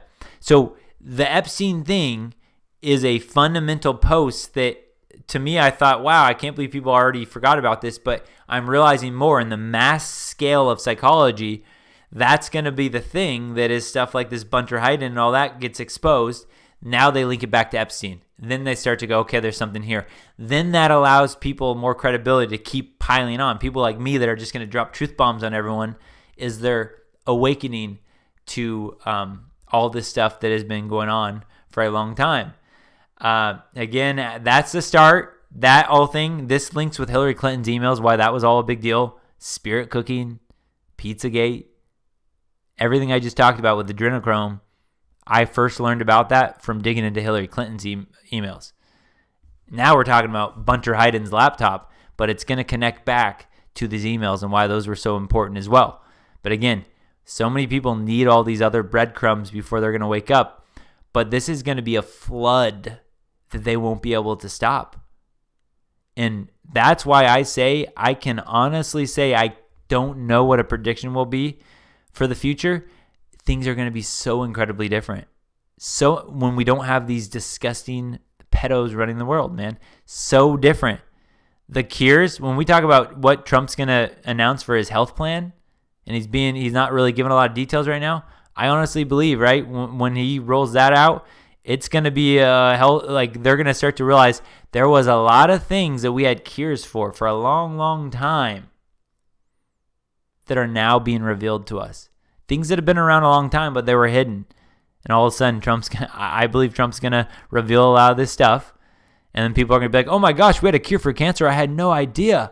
Wow, I can't believe it. Even though it's been around, but they were all hoarding it to extract money from us. Just like they do. They look at us as their little Goyim sheep to just extract whatever they want from us. They've been doing this for a long time. Things are going to be so different, guys. We're going to be, out from, we're not going to be owned by the bankers anymore. I think we're going to be backed by, gold standard or a tangible asset. So we can't have all this funny money, fake stuff. Some people know what I'm talking about. Others don't. But this all connects. This is not just a little hocus pocus, guys. This is help prepare you for when this comes out on the mainstream too. Red pill your friends, your family. This is big. This is crazy, man. All my money has been on Trump winning because, like I said, guys, any of the haters, I say this every live stream, any of the haters that still think Trump's in on it, guess what? If he is, we're screwed, so it doesn't matter. I don't believe he is. But if he's not, just imagine what can happen, man. The end of the world for some, not for us, guys. The end of the world for, you know what? Here's the final thing I'll end with. A metaphor from Hocus Pocus. Okay? So the idea was that these girls, the witches, needed to drink the life force out of children before, and make their potion before the sun came up the next day, or they would be evaporated. They would turn into dust. Yeah, let's see. When the sun comes up, they are dust. Okay, that was a direct quote from this. So here's how I'm relating this all to it. Where's that? I know I have this one maybe. Okay. Something like this, all right? So when they see the light, when they see the sun, these witches will evaporate. They'll die. I think we've heard that about vampires as well too. Think about this in a metaphorical sense. When their crimes have been brought to light, when the light shines on these evil, disgusting people, when the sun comes up and they show everyone who these witches and vampires, what they really were, they're truly exposed. When the light is shined on them, they will turn to dust. Their world will be over. You guys see how many? Nobody goes to Biden rallies right now. Nobody goes to watch Obama speak on behalf of Biden right now. Nobody. Nobody goes to Kamala, whatever. I don't even care. Nobody goes to watch her speak. They don't believe them anymore. These people's worlds are over when their crimes are exposed and light is shown on all of the dark, dirty stuff that they have been doing. Game over. Their world is done. Their world is ended. All right, guys. That is the end for today. Man, we're going to have some fun stuff come up. We got the election. What is it? What was it? The 28th? So theoretically, like the election by next week should have been decided. Oh, man, who knows? Who knows what's going to happen? But keep on the lookout for Bunter Hyden's emails. If you haven't checked them out yet, there's going to be some you're not going to want to eventually check out. But to understand, I've seen Bunter Hyden's penis more than I've probably ever seen a penis, and that's in the last few days. Because they're dropping, these whistleblowers from China are literally dropping new videos or photos. They had 25,000 photos or videos of Bunter Hyden compromised in a lot of really bad things, some with family members. You can take that as gross as you think it is. Yes, that's and worse. 25,000 between photos or videos. They're dropping new ones every hour. They've been doing this for a few days now. New ones that keep coming out, guys. And they're saying that this is nothing. The stuff they've dropped now, they're saying, and this is nothing. This is nothing right now. This is slowly wakening people up. when they really drop the big ones, and they said that they have stuff on not only Hunter, but on Joe and Obama, big stuff just like that will be dropping to the point where nobody will be able to even, people will be so ashamed that they were voting for Biden. To the point, like, it won't be able to be explained away. That's coming, guys. That's frickin' coming. Absolutely. Woo! What a crazy world, and we get to live through it. This is so great, man. Yeah, Chaos, you know what's going on. No, Q is Trump. Q is not Trump. Oh, wait, I'm not supposed to talk about that. 17. Yeah, see, my experience, I've been following 17 since 2017, like a week or two after I first started posting, is that my belief is that, 17 itself is not Trump. It's a collection of people, less than 10, they would say, are on the 17 team. But theoretically, when Trump posts, he signs off is 17 plus. So you'd see a plus sign after. That is the theory. That's still not been 100% confirmed, but it makes sense. But if it's not him, it would be like Melania or someone right next to him in his team. But that's my thoughts. I again, like I said, I can't be 100% sure, but everyone that's been following 17 for as long as I have, I feel like most of us have come to the conclusion that 17 is a group of people, less than 10 people, military insiders and all that, whatever, who else might be on that. I got a few predictions. 17 plus, so when he signs it off as 17 with a plus sign after, would be Trump, is what I've been led to believe in the past. It might not be, but someone's super dang close. So yeah, there's a lot, man, and there's thousands of posts of 17 there. So if you've just heard that that's a LARP and it's a psyop and it's fake and you haven't done your own research, then don't be a douchebag. I've done my own research, and I don't believe that do your own research and make your decision, but don't just hear what you've heard from the mainstream, because they've lied to us about everything else. 1776. Yeah, I saw this. Liberals are too stupid to be ashamed. Yeah, I don't know what it's going to look like when people wake up. But okay, yeah, you guys, that will be the fun question to ponder as we end here. It's kind of like, right, when we get a Beta on. Beta on. So when guys are freshly awakened from the red pill as far as intersexual dynamics, and they were simping and all that stuff, you'll see it a lot. A lot of guys will come in and they'll be like, dang, I was such a beta mon. Man, I can't believe I was such a simp. So that will be interesting, is how many of the actual liberals that were so like, you like Trump, you're a racist, you're a sexist, and they have no idea. Screaming, projecting on everyone else. Will they swallow their pride and be like, holy cow, I was duped? Or will they fight till the end and just be like, nope, I don't hear it. 17 has said 4 to 6% of the population will never come back. There's nothing you can do to wake those up. They said 4 to 6% are gone. They're so anti-Trump. They're so hate. I don't know what happened to them. They'll just live in their own world. 4 to 6%. But I don't know. The rest, the majority, I don't know if they're going to come in and be like, man, I can't believe I was wrong. I can't believe I called all you guys crazy for thinking that, pedos ran the world. I can't believe. I wonder if it'll be like that, or if there will be like they'll be like, oh, I knew it the whole time. Like, I don't know. I don't know what it will be like. Or I don't know if it'll be different. If the men will come in and take responsibility and the women will be like, oh, I knew. I don't know. It'll be interesting to see, guys, but we all get to enjoy that ride when it comes. It's going to be wild. Yeah, cognitive dissonance will be tough. 4 to 6% will never be awakened, is our man 17 has said. Yeah. All right, guys, take care. This is great. I'm going to log off in the next 30 seconds because we'll keep it right under 3 hours. Nice. Hey, not bad for part 1 and part 2. Usually we're, around 4 hours sometimes. So this is good. All right, take care, guys. We'll be back next week. Again, if something really big comes out, stay up to date on my YouTube posts. I'll post something like I did about the election.